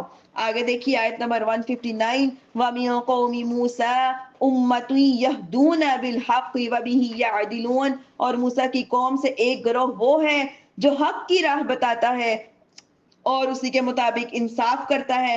آیت 160، اور ہم نے انہیں 12 قبیلوں میں تقسیم کر کے الگ الگ جماعت بنا دیا، اور ہم نے موسیٰ کی طرف وحی بھیجی جب اس سے اس کی قوم نے پانی مانگا کہ اس پتھر پر اپنا عصا مارو، تو ان میں سے 12 چشمے جاری ہو گئے، ہر گروہ نے اپنے پینے کی جگہ کو پہچان لیا، اور ہم نے ان پر بادلوں کا سایہ کیا اور ان پر من سلوہ اتارا، اور فرمایا کہ ہماری دی ہوئی پاک چیزیں کھاؤ، اور انہوں نے ہماری نافرمانی کر کے ہمارا کچھ نقصان نہ کیا لیکن اپنی ہی جانوں کا نقصان کر بیٹھے۔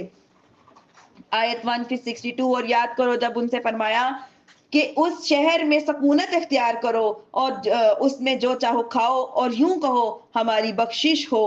کیا فرمایا؟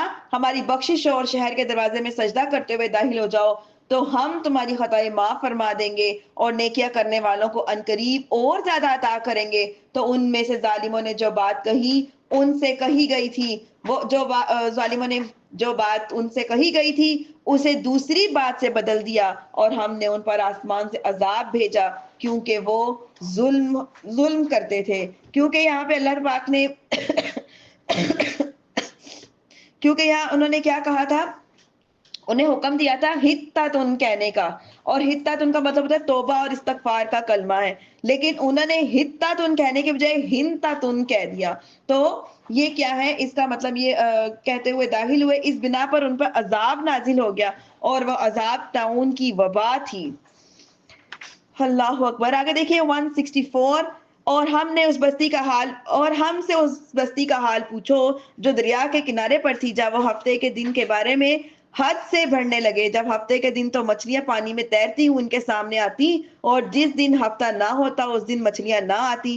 اسی طرح ہم ان کی نافرمانی کی وجہ سے ان کی آزمائش کرتے رہے، اور جب ان میں سے گروہ نے کہا ہم ان لوگوں کو کیوں نصیحت کرتے ہو تم ان لوگوں کو کیوں نصیحت کرتے ہو جنہیں اللہ ہلاک کرنے والا ہے یا انہیں سخت عذاب دینے والا ہے؟ انہوں نے کہا تمہارے رب کے حضور عذر پیش کرنے کے لیے، اور شاید یہ ڈریں جب انہوں نے اس نصیحت کو بھلا دیا جو انہی کی گئی تھی، تو ہم نے برائی سے منع کرنے والوں کو نجات دی اور ظالموں کو ان کی نافرمانی کے سبب برے عذاب میں گرفتار کر دیا۔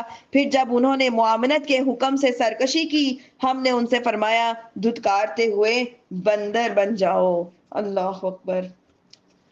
آگے دیکھیے آیت نمبر 167، اور جب تمہارے رب نے اعلان کر دیا کہ ضرور قیامت کے دن تک ان پر ایسوں کو بھیجتا رہے گا جو انہیں برا عذاب دیتے رہیں گے، بے شک تمہارا رب ضرور جلد عذاب دینے والا ہے، بے شک وہ بخشنے والا مہربان ہے۔ آیت نمبر 167، اور ہم نے انہیں زمین میں مختلف گروہوں میں تقسیم کر دیا، ان میں کچھ صالحین ہیں اور کچھ ایسے کہ ان کے علاوہ ہیں، اور ہم نے انہیں خوشحالیوں اور بدحالیوں سے آزمایا تاکہ وہ لوٹ آئیں۔ خوشحالیاں بھی اللہ کی طرف سے ایک رحمت ہے، لیکن کبھی کبھی آزمائش ہے، اور جو بدحالیاں ہیں، پریشانیاں ہیں، وہ بھی اللہ رب العزت کی طرف سے آزمائش ہوتی ہے۔ وہ اپنے بندے کو دیکھ رہا ہوتا ہے میرا بندہ کس طرح صبر کرتا ہے، شکر کرتا ہے، اور کیا کرتا ہے، میرے پر توکل رکھتا ہے یا نہیں رکھتا۔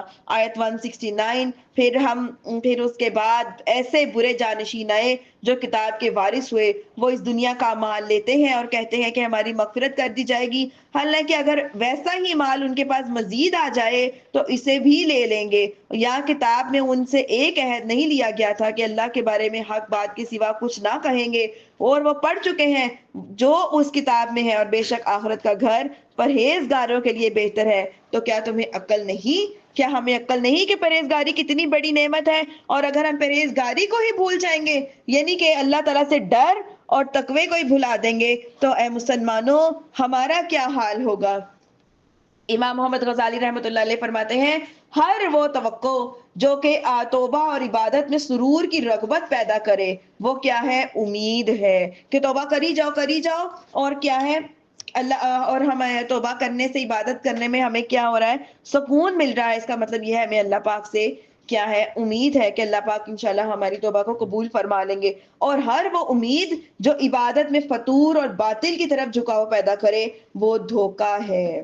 جیسے کسی شخص کے دل میں خیال پیدا ہو کہ وہ گناہ کو چھوڑ دے اور عمل میں مشغول ہو جائے، تو شیطان اس سے کہے گا کہ تم اپنے آپ کو کیوں عذاب میں اور تکلیف میں ڈالتے ہو؟ تمہارا رب تو کریم ہے، غفور ہے، رحیم ہے، وہ اس وجہ سے توبہ میں اور عبادت میں سستی کرنے لگے تو ایسا شخص کیا ہے؟ دھوکے میں مبتلا ہے۔ اس صورت میں بندے پر لازم یہ ہے کہ وہ نیک اعمال کرے اور اپنے نفس کو اللہ تعالیٰ کے غضب اور بہت بڑے عذاب سے ڈرائے۔ یہ قرآن پاک میں ہمیں جو مختلف انبیاء کا ذکر کر کے، ان کی قوموں کا ذکر کر کے، ان کے عذاب کا ذکر کیا جا رہا ہے، بیسیکلی ہمیں ڈرایا جا رہا ہے۔ اور عقل مند وہی ہے جو کہ سبق حاصل کرے، نہ کہ یہ سوچے کہ وہ تو پچھلی قوموں کی بات تھی، ہماری بات نہیں، بلکہ ہم سب کے لیے ایک سبق ہے۔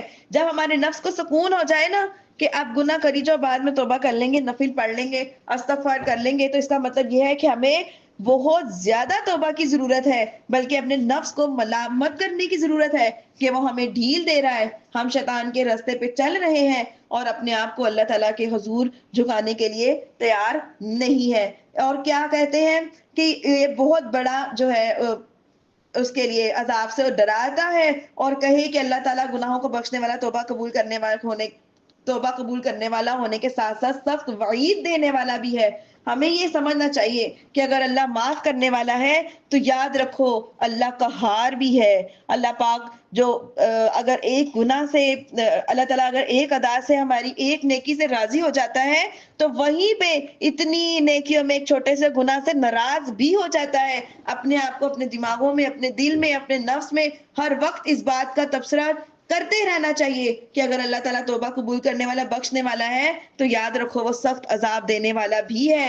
اگرچہ وہ کریم ہے لیکن وہ کفار کو ہمیشہ ہمیشہ کے لیے جہنم میں ڈال دے گا، حالانکہ اس کا کفر اس کا کچھ بھی نہیں بگاڑ سکتا، بلکہ وہ عذاب، مشقت، بیماریاں، فقر، بھوک وغیرہ جس طرح بندہ میں دنیا میں بندوں پر مسلط کر دی جاتی ہے، اسی طرح ان ساری چیزوں کو وہ دور بھی کر سکتا ہے۔ جس طرح وہ اپنے بندوں کے ساتھ یہ طریقہ ہے کہ اس نے مجھے عذاب سے ڈرایا تو میں اس سے کیسے ڈروں کہ میں اس طرح اس کے دھوکے میں رہوں کہ کہ ہم کیا کریں کہ ہر وقت یہ سوچیں کہ اگر اللہ تعالیٰ نے نعمت دی ہے تو وہ نعمت دے کے بھی آزما رہا ہے، تو وہ نعمت دینے پہ قادر ہے تو وہ لینے پر بھی قادر ہے۔ کبھی وہ دے کر آزماتا ہے، کبھی لے کر آزماتا ہے، کبھی دیکھتا ہے میرا بندہ میری نعمت کے دینے پر شکر ادا کر رہا ہے کہ نہیں، اور جب وہ لیتا ہے پھر دیکھتا ہے کہ میرا بندہ میرا شکر ادا کر رہا ہے یا نہیں کر رہا۔ تو اللہ ہمیں اپنے نفسوں کو اپنے اندر اپنے دل میں یہ بات بٹھا لینی چاہیے کہ اللہ غفور ضرور ہے، لیکن یاد رکھو اللہ پاک کو غصہ بھی آ جاتا ہے، وہ ایک ادا سے راضی ہو جاتا ہے تو ایک مائنر سی ادا سے ناراض بھی ہو جاتا ہے۔ خوف اور امید دو رہنما ہیں جو لوگوں کو عمل کرنے کی ترغیب دیتے ہیں۔ جو بات عمل کی رغبت پیدا نہ کرے وہ تمنا بن جاتی ہے، وہ دھوکہ ہے، اور اکثر لوگ جو امید لگائے بیٹھے ہیں وہ اس وجہ سے وہ عمل میں کوتاہی کرتے رہتے ہیں، دنیا کی طرف متوجہ ہوتے رہتے ہیں، اللہ تعالیٰ سے منہ پھیر لیتے ہیں، آخرت کے لیے عمل نہیں کرتے، اور وہ دھوکے میں ہے کہ ابھی تو بڑی زندگی پڑی ہے، بوڑھے ہو کے نماز پڑھ لیں گے، یہ جمعہ نہیں پڑھا اگلا جمعہ پڑھ لیں گے، آج قرآن نہیں پڑھا کل پڑھ لیں گے، آج توبہ نہیں کی بعد میں کر لیں گے۔ کس قسم کے دھوکے کا شکار ہو رہے ہیں؟ وقت کا کوئی بھروسہ نہیں، زندگی ابھی ہے اگلے لمحے نہیں، کچھ نہیں کہہ سکتے، آنے کی ترتیب ضرور ہے، واپسی کی کوئی ترتیب نہیں، آنے کے وقت پہلے دادا پھر باپ پھر بیٹا، لیکن بعد میں کیا ہوتا ہے؟ کوئی ترکیب نہیں، پتہ نہیں کس کا کب وقت آ جائے۔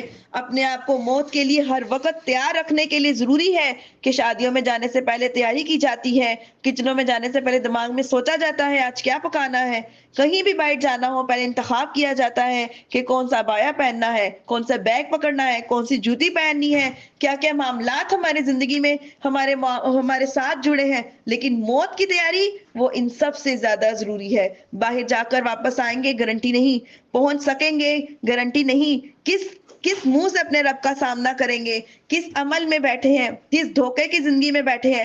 نبی اکرم صلی اللہ علیہ وسلم نے اس بات کی خبر دی ہے اور بیان فرمایا ہے کہ عنقریب اس امت کے پچھلے لوگوں کے دلوں میں دھوکہ غالب ہو جائے گا۔ آپ نے جو فرمایا وہ ہو کر رہا ہے، جیسا کہ پہلے زمانے کے لوگ دن رات عبادتیں کیا کرتے تھے، نیک اعمال میں مشغول رہتے تھے، اس کے باوجود ان کے دلوں میں کیا تھا؟ خوف رہتا تھا کہ انہوں نے اپنی رب کی طرف لوٹ کر جانا ہے۔ دن رات عبادت میں گزارنے کے باوجود ان کے جو نفس تھے وہ خوف زدہ رہتے تھے، بہت زیادہ تقوی کو اختیار کرتے تھے، خواہشات شبہات سے بھی بچتے تھے، اس کے باوجود بھی تنہائی میں جا کے اللہ کے آگے روتے تھے کہ یا رب ہمیں معاف کر دے، ہم گناہ گار ہیں۔ اتنے بڑے ولی بن جاتے، اتنی بڑی زیارتیں کر لیتے، لیکن اللہ کے ہاں تنہائیوں میں بیٹھ کے رویا کرتے تھے، توبہ کیا کرتے تھے۔ لیکن اب حالات مختلف ہو گئے ہیں، اب کیا ہے کہ ہم لوگ مطمئن بیٹھے ہیں، خوش رہتے ہیں، بے خوف رہتے ہیں، اور اپنے گناہوں پر اوندھے گرتے پڑتے ہیں۔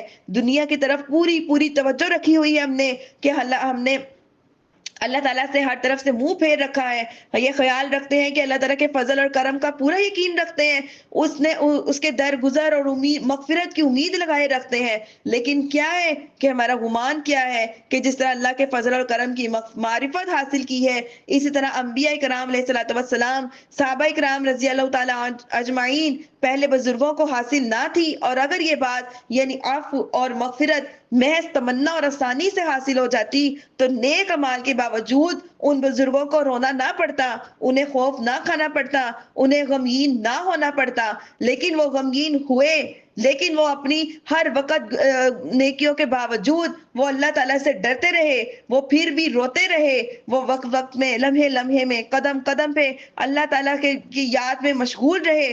اس کے باوجود کیا ہے کہ اللہ پاک نے ان کے دلوں میں تقویٰ رہا، ان کے دلوں میں تو خوف خدا رہا، اتنی نیکیوں کے باوجود، ساری رات قیام کے باوجود، سارا دن ذکروں کے باوجود، تو ہم کس خوش فہمی میں بیٹھے ہیں، کس غلط فہمی میں بیٹھے ہیں، کس دھوکے کی زندگی گزار رہے ہیں، کیا سوچ کے بیٹھے ہیں کہ اللہ تعالیٰ ہمیں وقت دے دے گا؟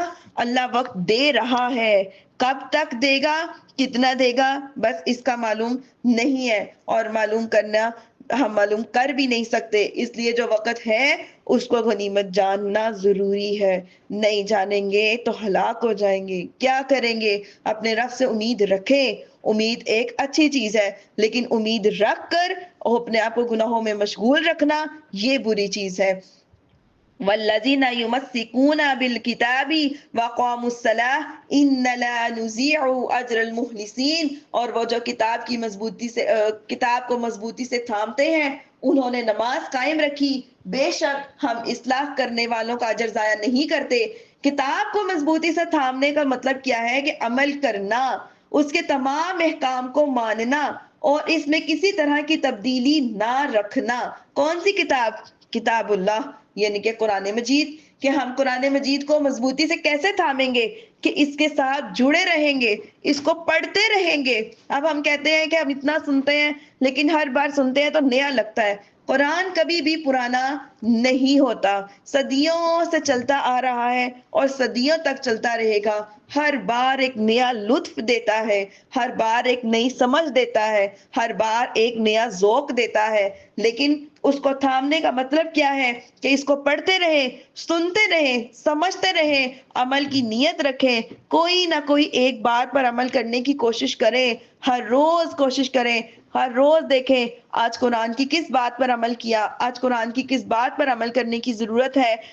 ہر روز ایک ایک بات لے لیں، لیکن اس کے احکام کو مانیں، اس کے احکام کو جانیں، اس کے احکام کے میں تبدیلی نہ کریں، اپنی مرضیوں کے فیصلے نہ کریں، اپنی مرضیاں قرآن پر مسلط نہ کریں، بلکہ اس کو مضبوطی سے تھامے رکھیں اور اس کے مطابق عمل کی کوشش کریں، اور اسی میں ہماری کامیابی ہے۔ یہی ہدایت کا راستہ ہے، یہی رب کی رضا کا راستہ ہے، یہی جنت کا راستہ ہے، اور یہی اصل کامیابی کا راستہ ہے۔ 177۔ اور یاد کرو جب ہم نے پہاڑ ان کے اوپر بلند کر دیا، گویا وہ سائبان ہے، اور انہوں نے سمجھ لیا کہ یہ ان پر گرنے والا ہی ہے، اور ہم نے کہا جو ہم نے تمہیں دیا ہے اسے مضبوطی سے تھام لو، اور جو کچھ اس میں ہے اسے یاد کرو تاکہ تم پرہیزگار بن جاؤ۔ قرآن پاک کو اللہ تعالیٰ نے 23 سال کے عرصے میں آہستہ آہستہ اتارا، کیونکہ یہ اللہ پاک کی بڑی رحمت تھی، تاکہ اس کو مسلمانوں پر جو اس کے احکام ہیں وہ آسان ہو جائے۔ آزاد طبیعت ایک دم سارے کام کی پابندی میں دقت محسوس کرتی ہے، تو میری دینی بہنوں یہ بتانے کا مقصد یہ ہے کہ ایک دم سے پورا قرآن میں عمل کرنا ہمارے لیے مشکل ہوگا، تو بہتر ہے ہم اس کی تھوڑی تھوڑی باتیں اپنی زندگی میں لائیں، تھوڑی تھوڑی چیزیں لائیں، اپنے اخلاقیات سے سب سے پہلے شروع کریں۔ اعمال تو اعمال تو یقیناً کرتے ہی ہوں گے، نماز بھی پڑھتے ہوں گے، قرآن بھی پڑھتے ہوں گے، تسبیحات بھی کرتے ہوں گے، درود شریف بھی پڑھتے ہوں گے، استغفار بھی کرتے ہوں گے، لیکن اخلاقیات میں سے اس کو اپنے اندر لانے کی سب سے اول کوشش کریں۔ اخلاق ہمارے اس کے مطابق ہو جائیں تو سمجھیں اس کی ایک بات پر بھی اگر عمل ہو گیا تو ہمارے لیے نجات کا سبب بن گیا۔ 172۔ اور اے محبوب یاد کرو، کیا یاد کرو؟ کہ جب تمہارے رب نے اولاد آدم کی پوچھ سے ان کی نسل نکالی اور انہیں خود ان پر گواہ بنایا اور فرمایا کیا میں تمہارا رب نہیں؟ سب نے کہا کیوں نہیں، ہم نے گواہی دی، یہ اس لیے ہوا تاکہ تم قیامت کے دن یہ نہ کہو کہ ہمیں اس کی خبر نہ تھی، اور یا یہ کہنے لگو کہ شرک تو پہلے ہمارے باپ دادا نے کیا اور ہم اس کے بعد اولاد ہوئے، تو کیا تو ہمیں واقعی اس پر ہلاک فرمائے گا جو اہل باطل نے کیا۔ وَكَذَلِكَ نُفَصِّلُ الْآيَاتِ لَعَلَّهُمْ يَرْجِعُونَ۔ اور ہم اسی طرح تفصیل سے آیات بیان کرتے ہیں اس لیے کہ وہ رجوع کریں، اور اے محبوب انہیں ان کا احوال سناؤ، جسے ہم نے اپنی آیتیں کھول دی تو وہ اس سے صاف نکل گیا، تو شیطان اس کے پیچھے لگا تو گمراہوں میں ہو گیا۔ آگے دیکھیے آیت نمبر 176۔ اگر ہم چاہتے تو آیتوں کے سبب اسے بلند مرتبہ کر دیتے، مگر وہ تو دنیا کی طرف مائل ہو گیا اور اپنی خواہشات کے تابع ہو گیا، تو اس کا حال کتے کی طرح ہے، تو اس پر سختی کرے تو زبان نکالے اور اسے چھوڑ دے تو بھی زبان نکالے۔ یہ ان لوگوں کا حال ہے جنہوں نے ہماری آیتوں کو جھٹلایا، تو تم واقعی یہ واقعات بیان کرو تاکہ وہ غور و فکر کریں۔ کتنی بری مثال ہے ان لوگوں کی جنہوں نے ہماری آیات کو جھٹلایا اور اپنی جانوں پر ہی ظلم کرتے تھے۔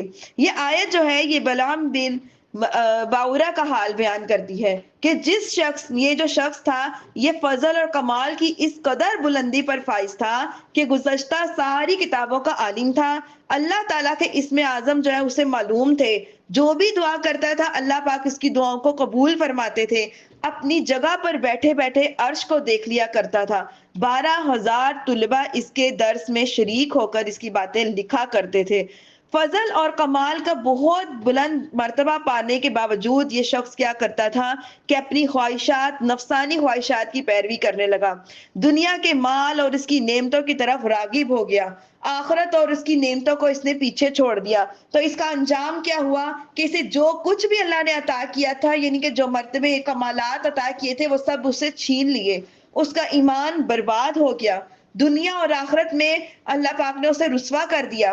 یہ واقعہ جو ہے یہ علماء کرام کے لیے ایک بہت بڑی نصیحت ہے، جو اپنے علم کے ذریعے، اپنے علم کے باوجود اپنی نفسانی خواہشوں کی پیروی کرتے ہیں، دنیا کا مال اور اس کی نعمتیں طلب کرتے ہیں۔ مال اور مرتبے کی ہرس جو ہے وہ دین کے لیے انتہائی نقصان دہ ہے۔ کسی انسان کو شہرت کی وہ پڑ جائے نا، ایک طمع ہو، تو اس کو ایک وہ ڈرگس کا کام کرتی ہے، ہر وقت اسے ہوگا بس تعریف ہو میری ہو، نام ہو میرا ہو، شہرت کی عادت پڑ گئی نا، کہ اس کے اندر اتنا گیٹس نہیں رہتا کہ وہ اپنی جگہ میں کسی کی تعریف برداشت کرے یا اپنی جگہ میں کسی کا کوئی مقام برداشت کرے۔ تو یہ سب جو دنیا کی چیزیں ہیں، یہ سب کیا ہے؟ یہ دنیاوی چیزیں ہیں، یہ شہرت، یہ عزت، یہ مال، یہ دولت، یہ مرتبے، یہ سب دنیا کی چیزیں ہیں، یہ دنیا کا مال ہے۔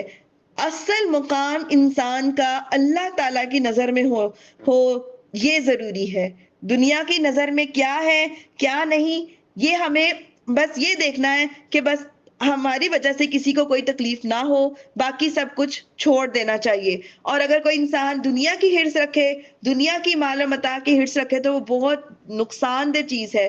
قلبی لالچ کی وجہ سے لیے گئے مال میں برکت نہیں رہتی۔ حضرت کعب بن مالک انصاری رضی اللہ تعالیٰ عنہ فرماتے ہیں، سید المرسلین صلی اللہ علیہ وسلم نے ارشاد فرمایا، دو بھوکے بھیڑیے بکریوں کے ریور میں چھوڑ دیے جائیں تو وہ اتنا نقصان نہیں کرتے جتنا مال اور مرتبے کی حرص جو ہے وہ دین کے لیے نقصان دہ ہوتی۔ کسی کو مرتبے کی عادت پڑ جائے یا مال کی عادت پڑ جائے تو وہ اسے دین سے دور کر دیتی ہے۔ وہ دین کے لیے کام نہیں کرتا، پھر وہ اپنی شان و شوکت کے لیے کام کرتا ہے، پھر اسے پیسہ دین میں لگانے کے لیے نہیں چاہیے ہوتا، بلکہ اپنا بینک بیلنس کے لیے چاہیے ہوتا ہے، اپنے سٹیٹس کے لیے چاہیے ہوتا ہے۔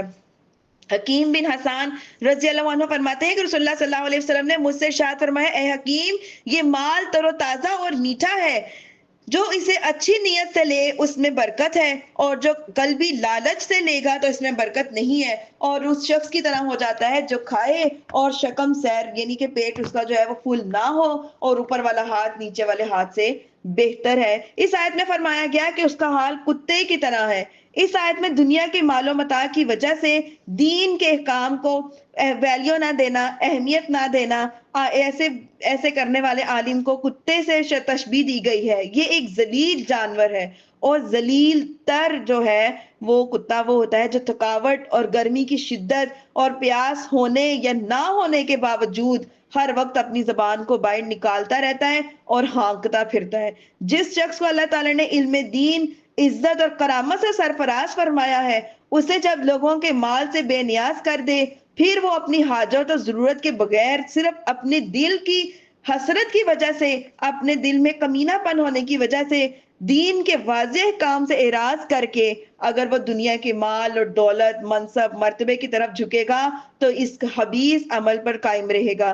تو وہ کیا ہے؟ ہانکتے ہوئے کتے کی طرح ہے، کہ ہر وقت ہانپنے والا کتا کسی حاجت کی بنا پر نہیں بلکہ اپنی فطرت کی وجہ سے ہانپتا رہتا ہے۔ کتنی سخت تشبیہ دی گئی ہے۔ اللہ تعالیٰ ہم سب کو محفوظ فرمائے، اللہ تعالیٰ ہمیں دنیا کی حرص، لالچ سے محفوظ فرمائے۔ علم رکھنے کے باوجود ان سب چیزوں کو بھول جانا یہ بہت نقصان کی بات ہے۔ اللہ پاک ہم سب کی حفاظت فرمائے۔ آگے دیکھیے 178، اور جسے اللہ ہدایت دے تو وہی ہدایت یافتہ ہوتا ہے، اور جسے اللہ گمراہ کر دے تو وہی نقصان اٹھانے والے ہیں۔ اور بے شک ہم نے جہنم کے لیے بہت سے جنات اور انسان پیدا کیے ہیں، ان کے ایسے دل ہیں جن کے ذریعے وہ سمجھتے نہیں، اور ان کی ایسی آنکھیں ہیں جس کے ساتھ وہ دیکھتے نہیں، ان کے ایسے کان ہیں جس کے ذریعے وہ سنتے نہیں۔ یہ وہ جانور ہیں، یہ لوگ وہ جانوروں کی طرح ہیں، بلکہ اس سے بھی زیادہ بھٹکے ہوئے ہیں۔ یہی لوگ غفلت میں پڑے ہوئے ہیں۔ 180، وَلِلَّهِ الْأَسْمَاءُ الْحُسْنَى فَادْعُوهُ بِهَا وَذَرُوا الَّذِينَ يُلْحِدُونَ فِي أَسْمَائِهِ سَيُجْزَوْنَ مَا كَانُوا يَعْمَلُونَ، اور بہت اچھے نام اللہ ہی کے لیے ہیں، تو اسے اس کے ناموں سے پکارو اور ان لوگوں کو چھوڑ دو جو اس کے ناموں کے حق سے دور ہوتے ہیں، ان قریب انہیں ان کے اعمال کا بدلہ دیا جائے گا۔ وَمِمَّنْ خَلَقْنَا أُمَّةٌ يَهْدُونَ بِالْحَقِّ وَبِهِ يَعْدِلُونَ، اور ہماری مخلوق میں سے ایک ایسا گروہ ہے جو حق کی ہدایت دیتا ہے اور اسی کے مطابق عدل کرتے ہیں۔ وَالَّذِينَ كَذَّبُوا بِآيَاتِنَا سَنَسْتَدْرِجُهُم مِّنْ حَيْثُ لَا يَعْلَمُونَ، اور جنہوں نے ہماری آیتوں کو جھٹلایا تو عنقریب ہم انہیں آہستہ آہستہ عذاب کی طرف لے جائیں گے اور جہاں سے انہیں خبر نہیں۔ جو دن رات گناہوں میں مصروف رہنے کے باوجود عیش عشرت فراوانی کی زندگی گزار رہے ہوتے ہیں، آئے دن ان کی عیش عشرت مال و دولت میں اضافہ ہوتا رہتا ہے، انہیں بھی اس بات سے ڈرنا چاہیے کہ اللہ تعالیٰ کہیں جو ان کو ڈھیل دے رہے ہیں، وہ جو ان کی طرف جو مال اور دولت وغیرہ انہیں دے رہے ہیں، کوئی ڈھیل تو نہیں ہے، این غفلت کی حالت میں اللہ تعالیٰ ان کی گرفت نہ فرما لے۔ اللہ پاک ارشاد فرماتے ہیں سورۃ الانعام میں ہم پڑھ چکے ہیں، پھر جب انہوں نے ان نصیحتوں کو بھلا دیا جو انہیں کی گئی تھیں تو ہم نے ان پر ہر چیز کے دروازے کھول دیے، یہاں تک کہ جب وہ اس پر ہوش ہو گئے جو انہیں دی گئی تھی اور ہم نے انہیں اچانک پکڑ لیا، اب وہ مایوس ہو گئے۔ عقبہ بن عامر رضی اللہ عنہ فرماتے ہیں کہ نبی کریم صلی اللہ علیہ وسلم نے ارشاد فرمایا، جب تم یہ دیکھو اللہ تعالیٰ بندوں کو اس کے گناہوں کے باوجود ان کے سوالوں کے مطابق عطا فرما رہا ہے تو یہ ان کے لیے صرف اللہ تعالیٰ کی طرف سے ڈھیل ہے۔ تو جب ہمارے گناہوں کے باوجود اللہ پاک عطا فرما رہے ہوں تو اللہ تعالیٰ سے اور زیادہ ڈرنا چاہیے کہ پروردگار معاف فرمانا، جھکتے رہنا چاہیے، عاجزی میں رہنا چاہیے۔ عاجزی میں رہنے والا دنیا میں بھی کامیاب اور آخرت میں بھی کامیاب۔ ہلکا سا سر اٹھایا تکبر سے، انسان وہ گیا، وقت کا کوئی پتہ نہیں ہوتا۔ ہم اپنی غفلت کی زندگی سے باہر آ جائیں، اپنی غفلت سے بیدار ہو جائیں، جاگ جائیں، اور کیا ہے ان احکامات کو اپنی زندگی میں شامل کر لیں۔ شاید یہ قرآن جو ہے، یہ دن جو ہے، یہ رمضان جو ہے ہمارے لیے ہدایت کا سبب بن جائے اور یہ ہدایت ہمارے لیے دنیا آخرت کی کامیابی کا سبب بن جائے۔ وَأُمْلِي لَهُمْ إِنَّ كَيْدِي مَتِينٌ، اور میں انہیں ڈھیل دوں گا، بے شک میری خفیہ تدبیر بہت مضبوط ہے۔ کفر اور گناہوں کے باوجود لمبی عمر ملنا، فوری عذاب نہ آنا، مصائب اور آلام کا نہ آنا ایسی چیز نہیں ہے جسے اپنے حق میں بہتر سمجھا جائے، بلکہ توبہ نہ کرنے کی وجہ سے یہ مہلت جو ہے دی جا رہی ہے، یہ گناہوں میں اضافے، تباہی اور بربادی کا سبب بن جاتی ہے۔ اللہ پاک ارشاد فرماتے ہیں سورۃ آل عمران میں، اور کافر ہرگز یہ گمان نہ رکھیں کہ ہم انہیں جو مہلت دے رہے ہیں یہ ان کے لیے بہتر ہے، ہم تو صرف ان کے لیے انہیں مہلت دے رہے ہیں اس لیے کہ ان کے گناہ اور زیادہ ہو جائے اور ان کا ذلت کا عذاب اور زیادہ ہو جائے۔ تو ہمارے لیے سبق ہے کہ اگر اللہ ہمیں گناہوں کے باوجود ہم سے یعنی ہمیں ہر چیز عطا فرما رہے ہیں تو ہمیں ڈرنا چاہیے۔ اچھا، ایک ہمارے معاشرے میں بات بڑی پائی جاتی ہے، کسی کو کون ہے کہ اتنی مصیبت میں ہو اللہ کی طرف رجوع کرو تو ساتھ ہی دنیا مثال دینا شروع کر دیتی ہے، وہ فلاں بھی تو ہے جو نمازیں بھی نہیں پڑھتا، اللہ پاک کتنا عطا کر رہے ہیں، اس کو کبھی مسجد جاتے نہیں دیکھا، اس کو کبھی عبادت کرتے نہیں دیکھا، یا اس طرح اس عورت کو کبھی ہم نے یعنی نماز پڑھتے نہیں دیکھا، یا اس طرح کی باتیں۔ تو یہ ساری چیزیں ہمارے سامنے کھل کے آ گئی کہ یہ اللہ تعالیٰ کی طرف سے ڈھیل ہے۔ کسی کو یہ سب کہہ کر اس کو اپنے لیے ایک دلیل نہ بنا لو، بلکہ اللہ سے ڈرو اور اس کو بھی اللہ سے ڈراؤ کہ نہیں بھائی یہ ڈرنے کا مقام ہے۔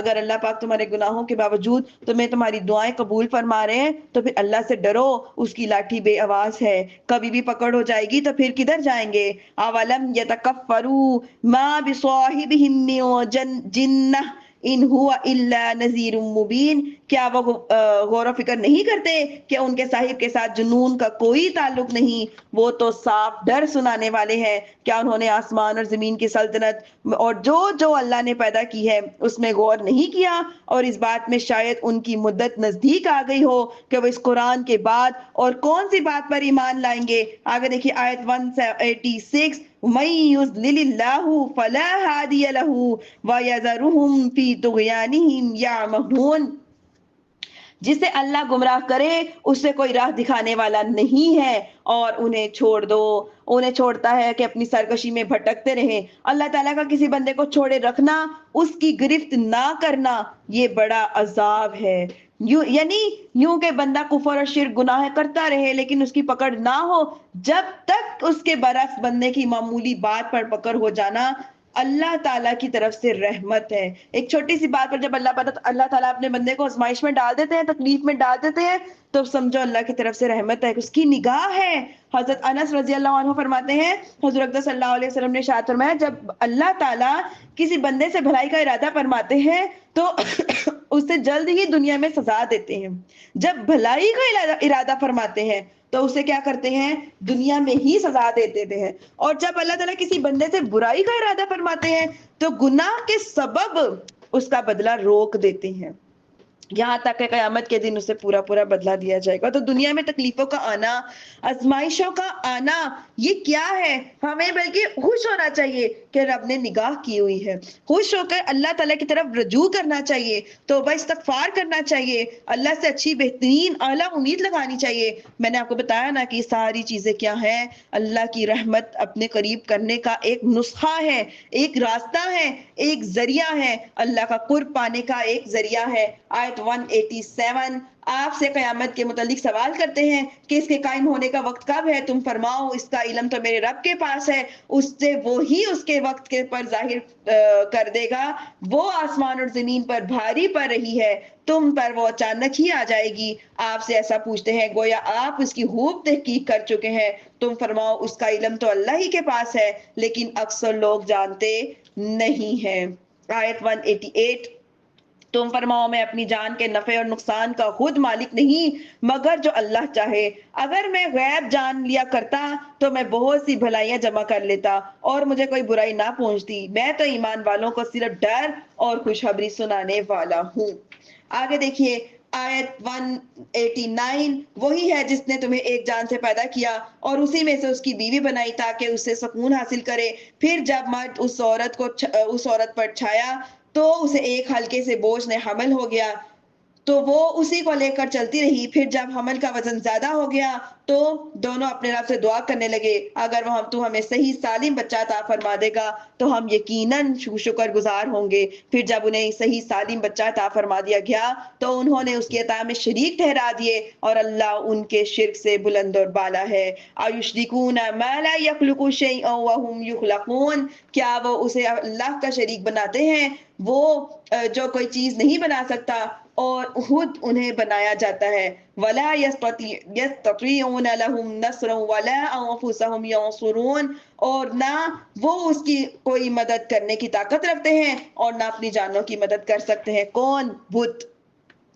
اور اگر تم انہیں رہنمائی کرنے کے لیے بلاؤ تو تمہارے پیچھے نہیں آئیں گے، تم پر برابر ہے کہ تم انہیں پکارو یا خاموش رہو۔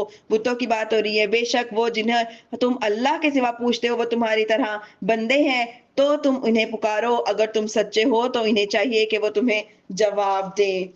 آگے دیکھیے 195 کیا ان کے پاؤں ہیں جن سے یہ چلتے ہیں، یا ان کے ہاتھ ہیں جن سے یہ پکڑتے ہیں، یا ان کی آنکھیں ہیں جن سے وہ دیکھتے ہیں، یا ان کے کان ہیں جن سے یہ سنتے ہیں؟ تم فرما دو کہ اپنے شریکوں کو بلا لو، پھر میرے اوپر اپنا داؤ چلاؤ اور مجھے مہلت نہ دو۔ بے شک میرا پروردگار اللہ ہے جس نے کتاب اتاری اور صالحین کی مدد کرتا ہے، اور اللہ کے سوا جس کی تم عبادت کرتے ہو وہ تمہاری مدد کرنے کی طاقت نہیں رکھتے اور نہ ہی اپنی مدد کرنے کی طاقت رکھتے ہیں، اور اگر تم انہیں رہنمائی کرنے کے لیے بلاؤ تو وہ نہ سنیں گے، اور تم انہیں دیکھو تو یوں لگے گا کہ وہ تمہاری طرف دیکھ رہے ہیں حالانکہ انہیں کچھ بھی دکھائی نہیں دیتا۔ یہ سب باتیں جو ہیں یہ بتوں کی ہو رہی ہیں۔ آگے دیکھیے آیت 199 خذ العفو وأمر بالعرف وأعرض عن الجاہلین اے حبیب معاف کرنا اختیار کرو اور بھلائی کا حکم دو، جاہلوں سے منہ پھیر لو۔ حضور اکرم صلی اللہ علیہ وسلم کی پوری زندگی کس میں گزری؟ معاف کرنے میں، درگزر سے کرنے میں گزری۔ آج کی بے مثال جو ہے واقعات جو ہیں مشہور ہیں نبی کریم صلی اللہ علیہ وسلم کے معاف کرنے کے۔ تاجدار رسالت صلی اللہ علیہ وسلم کی شہزادی حضرت زینب رضی اللہ تعالیٰ عنہ کو ان کے شوہر ابو عاص نے غزوہ بدر کے بعد مدینہ منورہ کے لیے روانہ کیا۔ جب قریش مکہ کو ان کی یہ روانگی کا علم ہوا تو انہوں نے حضرت زینب رضی اللہ عنہ کا پیچھا کیا، حتیٰ کہ وہ مقام ذی الطویٰ میں انہیں پا لیا۔ حبار بن اسود نے حضرت زینب رضی اللہ عنہ کو نیزہ مارا، جس کی وجہ سے آپ اونٹ سے گر گئیں اور آپ کا حمل جو ہے وہ ساکت ہو گیا۔ اتنی بڑی اذیت پہنچانے والے شخص کے ساتھ نبی رحمت صلی اللہ علیہ وسلم کا سلوک جو ہے وہ کیا رہا۔ جب حضرت جبیر بن مطعم رضی اللہ تعالیٰ عنہ فرماتے ہیں کہ جعرانہ سے واپسی پر میں سید عالم صلی اللہ علیہ وسلم کے پاس بیٹھا تھا کہ اچانک دروازے سے حبار بن اسود داخل ہوا۔ صحابہ کرام رضی اللہ تعالیٰ عنہم نے عرض کیا، یا رسول اللہ صلی اللہ علیہ وسلم، یہ حبار بن اسود ہے۔ انہوں نے ارشاد فرمایا کہ میں نے اسے دیکھ لیا ہے۔ ایک شخص اسے مارنے کے لیے تیار ہوا کھڑا تھا۔ دو تاجدار رسالت صلی اللہ علیہ وسلم نے اسے اشارہ کیا کہ بیٹھ جاؤ۔ حبار نے قریب آتے ہی کہا، اے اللہ کے نبی، آپ پر سلام ہو، میں گواہی دیتا ہوں کہ اللہ تعالیٰ کے سوا کوئی معبود نہیں۔ میں گواہی دیتا ہوں کہ محمد مصطفیٰ صلی اللہ علیہ وآلہ وسلم اللہ عز و جل کے رسول ہیں۔ یا رسول اللہ صلی اللہ علیہ وسلم، میں آپ سے بھاگ کر کئی شہروں میں گیا اور میں نے سوچا کہ عجم کے ملکوں میں چلا جاؤں، پھر مجھے آپ کی نرم دلی، صلہ رحمی، دشمنوں سے آپ کا درگزر کرنا یاد آیا۔ اے اللہ کے نبی، ہم مشرک تھے، اللہ تعالیٰ نے آپ کے سبب ہمیں ہدایت دی اور ہمیں ہلاکت سے نجات دے دی۔ آپ میری جہالت سے اور میری تمام باتوں سے جن کی آپ تک خبر پہنچی ہے درگزر فرمائیں۔ میں اپنے تمام برے کاموں کا اقرار کرتا ہوں اور اپنے گناہوں کا اعتراف کرتا ہوں۔ رحیم و کریم آقا صلی اللہ علیہ وآلہ وسلم نے ارشاد فرمایا، میں نے تمہیں معاف کر دیا۔ اللہ تعالیٰ نے تم پر احسان کیا ہے کہ اس نے تمہیں اسلام کی ہدایت دے دی، اور اسلام پچھلے تمام گناہوں کو مٹا دیتا ہے۔ ایسے ہی بہت سے واقعے نبی کریم صلی اللہ علیہ وسلم کی زندگی کے جو ہم نے پہلے سنے ہیں، پڑھے ہیں، جیسے آپ صلی اللہ علیہ وسلم نے ابو سفیان کو معاف کر دیا، اپنے چچا حضرت حمزہ رضی اللہ عنہ کو شہید کرنے والے غلام وحشی کو معاف کر دیا، حضرت حمزہ رضی اللہ تعالیٰ عنہ کا دانتوں سے کلیجہ چبانے والی ہند بنت عتبہ کو معاف کر دیا، یوں ہی سفیان بن معطل، عمیر بن وہب، اکرمہ بن ابو جہل کو معاف کر دیا، سراقہ بن مالک کو امان لکھ دی کہ اس کے علاوہ بہت سے ظالموں اور ستم شعاروں کے ظلم و جفا سے درگزر کر کے معافی کا پروانہ عطا کیا۔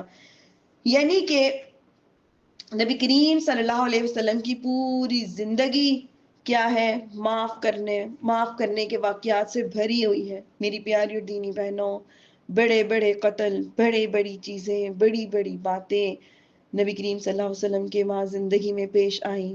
بہت بہت اذیت ناک، تکلیف ناک واقعے جو سن کر میں ایسا لگتا ہے کہ جسم کانپ جاتا ہے۔ اس کے باوجود نبی کریم صلی اللہ علیہ وسلم نے خوش دلی سے معاف کیا۔ یہ زندگی، ہمارے نبی کی زندگی ہمارے لیے اسوۃ حسنہ ہے۔ وہ بڑی بڑی چیزیں معاف کر دیا کرتے تھے، ہم سے چھوٹی چھوٹی باتیں معاف نہیں ہوتی، چھوٹے چھوٹے لفظ معاف نہیں ہوتے۔ کسی نے کچھ کہہ دیا، سالوں سال یاد رکھتے ہیں، آگے سے اولادیں آل اولاد کو یاد رہتا ہے، ہمارے فلاں دادا پر دادا نے یہ کہا، ہمیں فلاں نے یہ کہا، ہمارے ماں باپ کو یہ کہا۔ ہماری زندگی میں عفو کیوں نہیں؟ درگزر کرنا کیوں نہیں؟ کیوں نہیں ہم یہ بات سمجھتے کہ نبی کریم صلی اللہ علیہ وسلم کی زندگی ہمارے لیے بہترین نمونہ ہے؟ یہ ہمارے سامنے پیش کیوں کی گئی ہے؟ تاکہ اس پر عمل کر کے ہم اپنے رب کو راضی کر سکیں، اپنے نبی کو راضی کر سکیں، اس پر عمل کر کے جنت کو پا سکیں، اپنے رب کا قرب پا سکیں، اپنے نبی کی محبت جو ہمارے دل میں ہے لیکن وہ عشق میں بدل جائے۔ کیوں ہم اس کی طرف غور نہیں کرتے، فکر نہیں کرتے؟ یہ قرآن آج ہم سیکھ رہے ہیں، پڑھ رہے ہیں، سن رہے ہیں۔ دعا کریں اللہ سے، پروردگار اس کی برکت سے ہمارے دلوں کو نرم فرما دے، ہمارے دلوں میں جو دوسروں کو لے کے زنگ لگ گئے، اللہ ان زنگوں کو اس قرآن کی برکت سے دھو دے، اس کو نور میں بدل دے۔ یہ نور کا آنا ہماری زندگی میں بہت ضروری ہے، بہت ضروری ہے۔ اپنے نبی سے اگر ہمیں محبت صحیح معنی میں ہے تو ان کے بتائے گئے احکامات پر عمل کرنا ضروری ہے۔ اگر صرف وہ محبت ہے کہ ہاں جی محبت ہے بس، تو پھر تو ٹھیک ہے، پھر تو جو چل رہا ہے اس کو چلنے دیں۔ لیکن اگر واقعی پکی سچی محبت ہے تو پھر عمل کریں، عمل کر کے دکھائیں، عمل کر کے ہم سب دکھائیں، میں بھی دکھاؤں اپنے نبی کو کہ ہاں جی ہمیں آپ سے واقعی محبت ہے۔ ہم نے آپ کے زندگی میں پڑے گئے واقعات کی بدولت اپنی زندگی میں آنے والے ایسے معاملات میں معاف کرنا سیکھا ہے، درگزر کرنا سیکھا ہے۔ درگزری کے بغیر زندگی تلخ ہو جاتی ہے، زندگی دشوار ہو جاتی ہے۔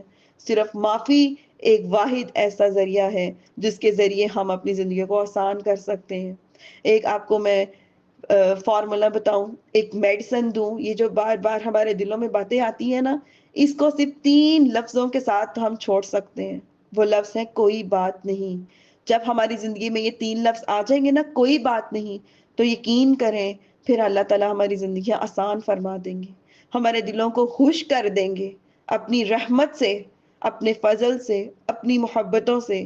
یہ جو بار بار ہمارے جذبات اٹھتے ہیں نا کہ ہم سے فلانے کی بات سنی نہیں گئی، ہم سے برداشت نہیں ہوئی، اس نے ہمیں کہا تو کہا کیوں، کیا سوچ کے کہا، کس طرح کہا، ہم نے تو کیا ہی کچھ نہیں تھا، ہم نے تو کہا ہی کچھ نہیں تھا۔ بھائی ہم کون ہیں؟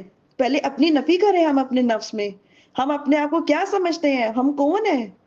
ہم بھی تو ایک سیدھے سادے ایک دنیا میں رہنے والے گناہ گار سے انسان ہیں، اور کون ہے؟ کیا ہم بہت بڑے ولی ہیں؟ کیا ہم بہت بڑے بزرگ ہیں؟ کیا ہمارا کیا مقام ہے؟ پہلے اپنی نفی کریں۔ جب ہم اپنی نفی کریں گے تو جب ہم یہ پھر دوبارہ ہمارے دماغوں میں یہ باتیں نہیں آئیں گی، اس نے ہمیں ایسا کہا تو کہا کیوں۔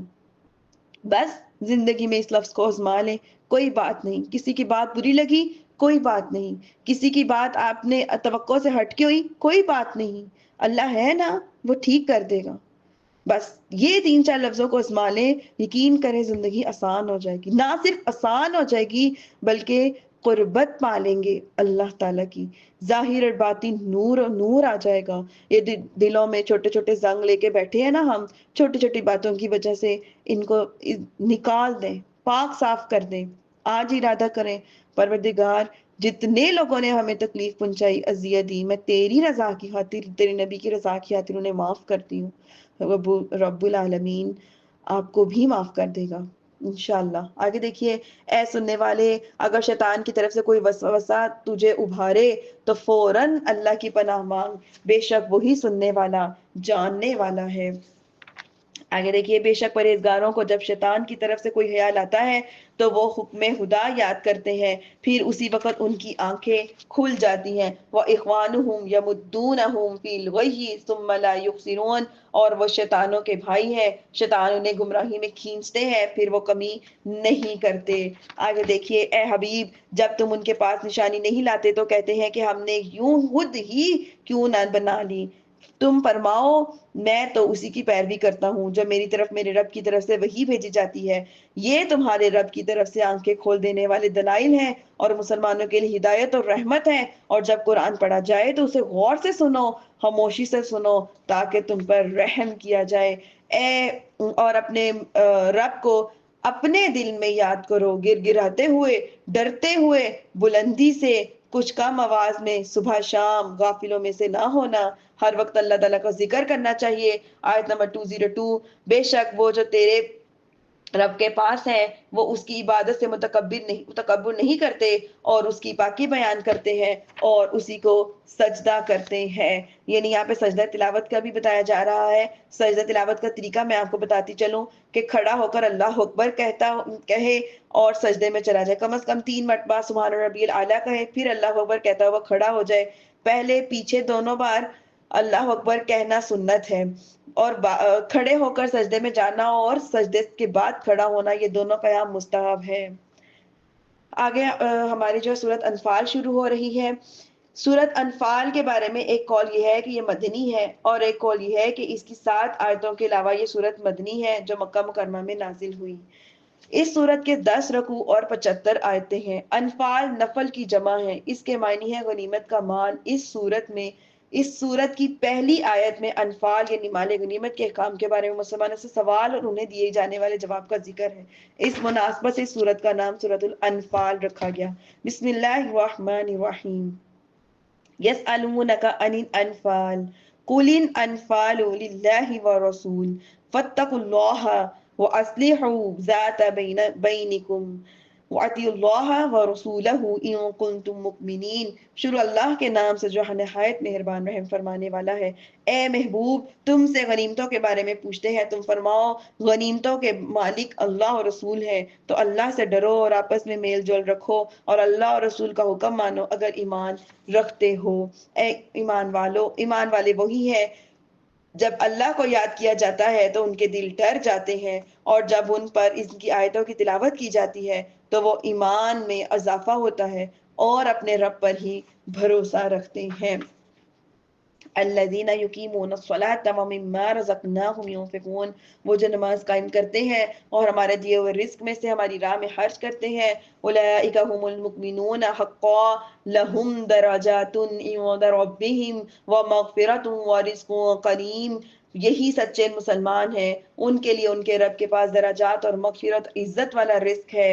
آگے دیکھیے، جیسے تمہیں تمہارے رب نے تمہارے گھر سے حق کے ساتھ برآمد کیا، حالانکہ کہ یقیناً مسلمانوں کا ایک گروہ اس پر ناخوش تھا، یہ حق بات کے بارے میں ان کے روشن ہو جانے کے بعد تم سے جھگڑتے تھے، حالانکہ کہ انہیں آنکھوں دیکھی موت کی طرف ہانکا جا رہا ہے۔ اور یاد کرو جب اللہ نے تم سے وعدہ کیا تو ان دونوں گروہ میں ایک تمہارے لیے ہے، اور تم یہ چاہتے ہو کہ تمہیں وہ ملے جس میں کانٹے کا ٹھکانہ نہ ہو، اور اللہ یہ چاہتا ہے کہ اپنے کلام سے سچ کو سچ کر دکھائے اور کافروں کی جڑ کاٹ دے، تاکہ سچ کو سچ کر دکھائے اور جھوٹ کو جھوٹ کر دکھائے، اگرچہ مجرم جو ہیں وہ ناپسند ہیں۔ یاد کرو جب تم اپنے رب سے فریاد کرتے تھے تو اس نے تمہاری فریاد قبول کی، اور میں 1000 لگاتار آنے والے فرشتوں کے ساتھ تمہاری مدد کرنے والا ہوں، اور اللہ نے اس کو خوشخبری کے لیے ہی بنایا ہے، اور اسی لیے تمہارے دل مطمئن ہو، اس لیے کہ تمہارے دل مطمئن ہو جائے،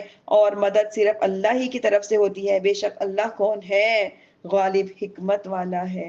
آیت نمبر 11، یاد کرو جب اس نے اپنی طرف سے تمہاری تسکین کے لیے تم پر اونگ ڈال دی اور تم پر آسمان سے پانی اتارا تاکہ اس کے ذریعے وہ تمہیں پاک کر دے اور تم سے شیطان کی ناپاکی کو دور کر دے اور تمہارے دلوں کو مضبوط کر دے اور اس سے تمہارے قدم جما دے۔ آیت 12، یاد کرو اے حبیب جب تمہارا رب فرشتوں کو وحی بھیجتا تھا کہ میں تمہارے ساتھ ہوں، تم مسلمانوں کو ثابت رکھو، ان قریب میں کافروں کے دلوں میں ہیبت ڈال دوں گا، تو تم کافروں کی گردنوں کے اوپر مارو اور ان کے ایک ایک جوڑ پر ضربے لگاؤ۔ آیت نمبر 13، یہ عذاب اس لیے ہوا کہ انہوں نے اللہ اور اس کے حکم کی مخالفت کی، اور جو اللہ اور اس کے رسول سے مخالفت کرے تو بے شک اللہ سخت سزا دینے والا ہے۔ ذَلِكُمْ فَذُوقُوهُ وَأَنَّ لِلْكَافِرِينَ عَذَابَ النَّارِ، یہ سزا ہے تو اس کا مزہ چکھو، اور اس کے ساتھ یہ بھی ہے کہ کافروں کے لیے آگ کا عذاب ہے۔ یا ایھا الذین آمنوا اذا لقیتم الذین کفروا زحفا فلا تولوهم الادبار، جب یا ایھا الذین آمنوا فرمایا جاتا تھا تو جو صحابہ کرام تھے الرٹ ہو جاتے تھے کہ ایمان والوں کے لیے حکم آ گیا۔ کیا حکم آیا؟ اے ایمان والو جب کافروں کے لشکر سے تمہارا مقابلہ ہو تو ان سے پیٹ نہ پھیرو۔ آیت 16، تو جو اس دن لڑائی میں ہنرمندی کا مظاہرہ کرنے اور اپنے لشکر سے ملنے کے علاوہ کسی اور صورت میں انہیں پیٹ دکھائے گا تو وہ اللہ کے غضب کا مستحق ہوگا، اور اس کا ٹھکانہ کیا ہے؟ جہنم ہے، اور وہ بہت بری جگہ ہے لوٹنے والی۔ تو تم نے انہیں قتل نہیں کیا بلکہ اللہ نے انہیں قتل کیا، اور اے محبوب جب آپ نے ہاتھ پھینکی تو آپ نے نہیں پھینکی تھی بلکہ اللہ نے پھینکی تھی، اور اس لیے کہ تاکہ مسلمانوں کو اپنی طرف سے اچھا انعام عطا فرمائے، بے شک اللہ سننے والا جاننے والا ہے۔ یہ حق ہے، اور یہ کہ اللہ کافروں کے مکر اور فریب کو کمزور کرنے والا ہے۔ اچھے اور نیک کاموں کی نسبت اللہ تعالیٰ کی طرف کرنی چاہیے۔ جب کوئی انسان اچھا اور نیک کام کرتا ہے تو اس پہ فخر نہیں کرنا چاہیے، بلکہ کیا کرنا چاہیے کہ نیک کام بندہ خود نہیں کرتا بلکہ کون کرتا ہے؟ اللہ کرواتا ہے۔ تو جب بھی کوئی نیک کام کرو تو وہ اللہ نے ہم سے نیک کام لیا ہے، اور جب بھی کوئی برا کام ہو تو کہو کہ اس کی نسبت اپنی طرف کرو۔ آگے دیکھو آیت نمبر 19، اے کافرو اگر تم فیصلے مانگتے ہو تو یہ فیصلہ تم پر آ چکا، اور اگر تم باز آ جاؤ تو یہ تمہارے لیے بہتر ہے، اور اگر تم پھر یہی کرو گے تو ہم بھی پھر وہی کریں گے، اور اگر تمہارا گروہ تمہیں کوئی فائدہ نہ دے گا اگرچہ وہ بہت زیادہ ہوا، اور مزید یہ کہ اللہ مسلمانوں کے ساتھ ہے۔ آگے دیکھیے کیا فرما رہے ہیں، یا ایھا الذین آمنوا اطیعوا اللہ ورسولہ ولا تولوا عنہ وانتم تسمعون ولا تکونوا کالذین قالوا سمعنا وهم لا يسمعون، کیا ہے اے ایمان والو اللہ اور اس کے رسول کی اطاعت کیا کرو اور سن کر اسے منہ نہ پھیرو، اور ان لوگوں کی طرح نہ ہونا جنہوں نے کہا ہم نے سن لیا حالانکہ وہ نہیں سنتے تھے۔ بے شک صاحب جانوروں میں بدتر اللہ کے نزدیک وہ ہے جو بہرے گونگے ہیں، جن کو عقل نہیں ہے۔ وَلَوْ عَلِمَ اللَّهُ فِيهِمْ خَيْرًا لَأَسْمَعَهُمْ وَلَوْ أَسْمَعَهُمْ لَتَوَلَّوْا وَهُمْ مُعْرِضُونَ، اور اگر اللہ ان میں سے کچھ بھلائی جانتا تو انہیں سنا دیتا، اور اگر وہ انہیں سنا دیتا تو بھی وہ گرو گردانی کرتے ہوئے پلٹ جاتے۔ آیت نمبر 24 فرماتے ہیں اے ایمان والو، اللہ اور اس کے رسول کی بارگاہ میں حاضر ہو جاؤ جب وہ تمہیں اس چیز کے لیے بلائے جو تمہیں زندگی دیتی ہے، تو جان لو کہ اللہ کا حکم اور اس کے دل کے درمیان حائل ہو جاتا ہے، اور یہ کہ اسی کی طرف تمہیں اٹھایا جائے گا۔ آیت نمبر 25 اور اس فتنے سے ڈرتے رہو جو ہرگز تم میں خاص ظالموں کو نہیں پہنچے گا، اور جان لو کہ اللہ سخت سزا دینے والا ہے۔ اس آیت میں اللہ عز و جل نے مسلمانوں کو فتنوں، آزمائشوں اور عذاب سے ڈرایا ہے کہ اگر ظالموں پر عذاب نازل ہوا ہے تو وہ صرف ظالموں کی حد تک نہیں رہے گا، بلکہ نیک اور بد سب لوگوں پر عذاب نازل ہوگا۔ عبداللہ بن عباس رضی اللہ تعالیٰ عنہما فرماتے ہیں کہ اس آیت میں اللہ تعالیٰ نے مومنین کو حکم فرمایا ہے کہ وہ اپنی طاقت اور قدرت کے مطابق برائیوں کو روکیں اور گناہ کرنے والوں کو گناہ سے منع کریں۔ اگر ایسا نہیں کریں گے تو جو عذاب نازل ہوگا وہ خالی گناہ گار لوگوں پر نہیں ہوگا، بلکہ خطا کار اور غیر خطا کار ہر ایک کو پہنچے گا۔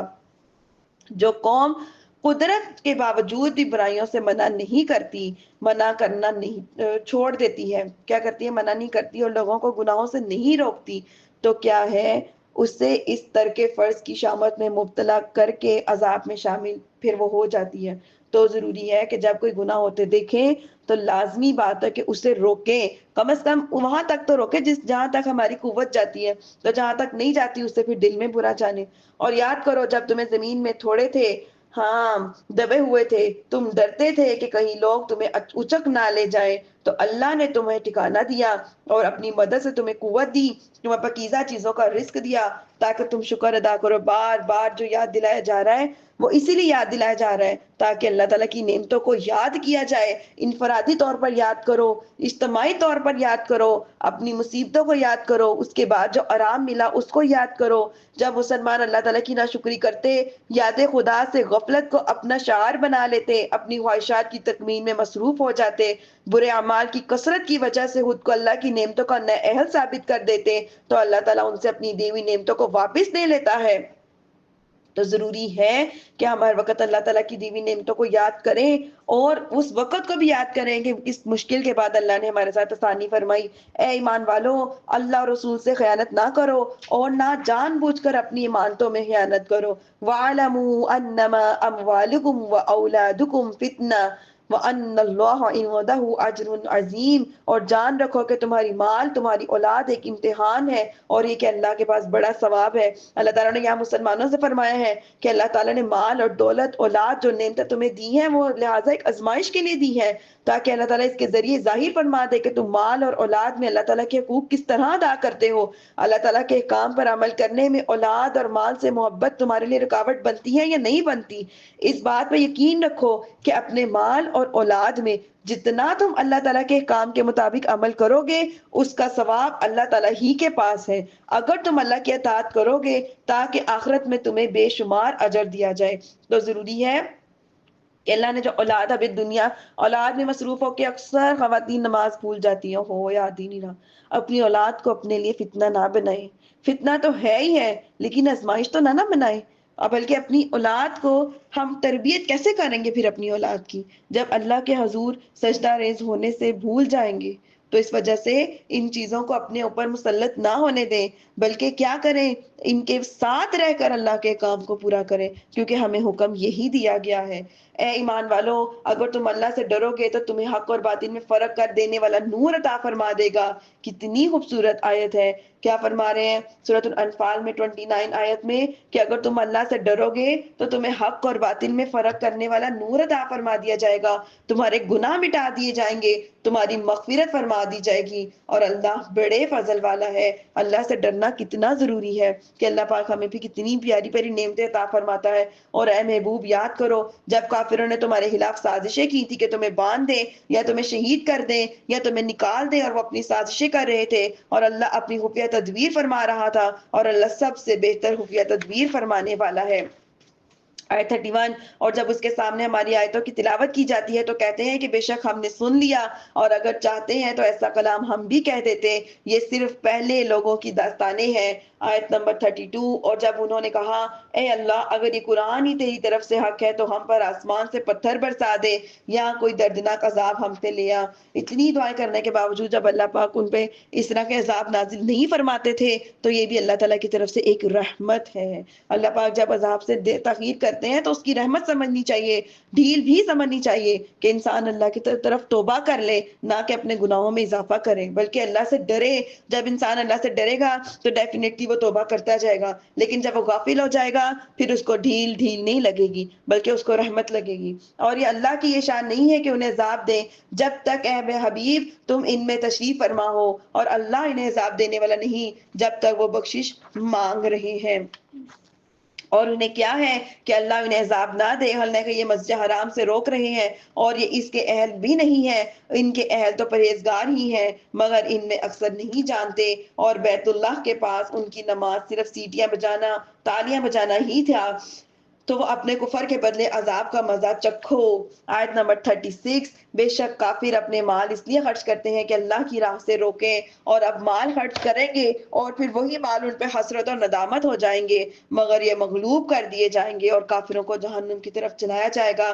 آیت نمبر 38 تاکہ اللہ خبیث کو پاکیزہ سے جدا کر دے اور خبیثوں کو ایک دوسرے کے اوپر کر کے سب کو ڈھیر بنا کر جہنم میں ڈال دے، وہی نقصان پانے والے ہیں۔ تم کافروں سے فرماؤ کہ اگر وہ باز آ گئے تو جو پہلے گزر چکا ہے انہیں معاف کر دیا جائے گا، اور اگر وہ دوبارہ لڑائی کریں گے تو پھر پہلوں کا دستور جو ہے وہ گزر چکا ہے۔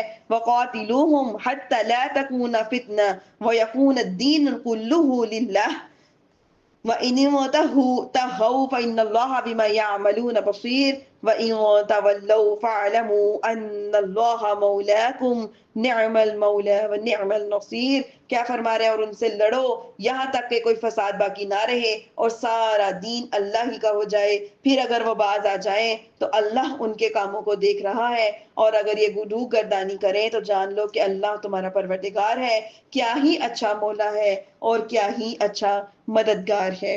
الحمدللہ پارہ نمبر 9 ہمارا مکمل ہوا۔ اللہ پاک کہنے سننے سے زیادہ عمل کی توفیق عطا فرمائے۔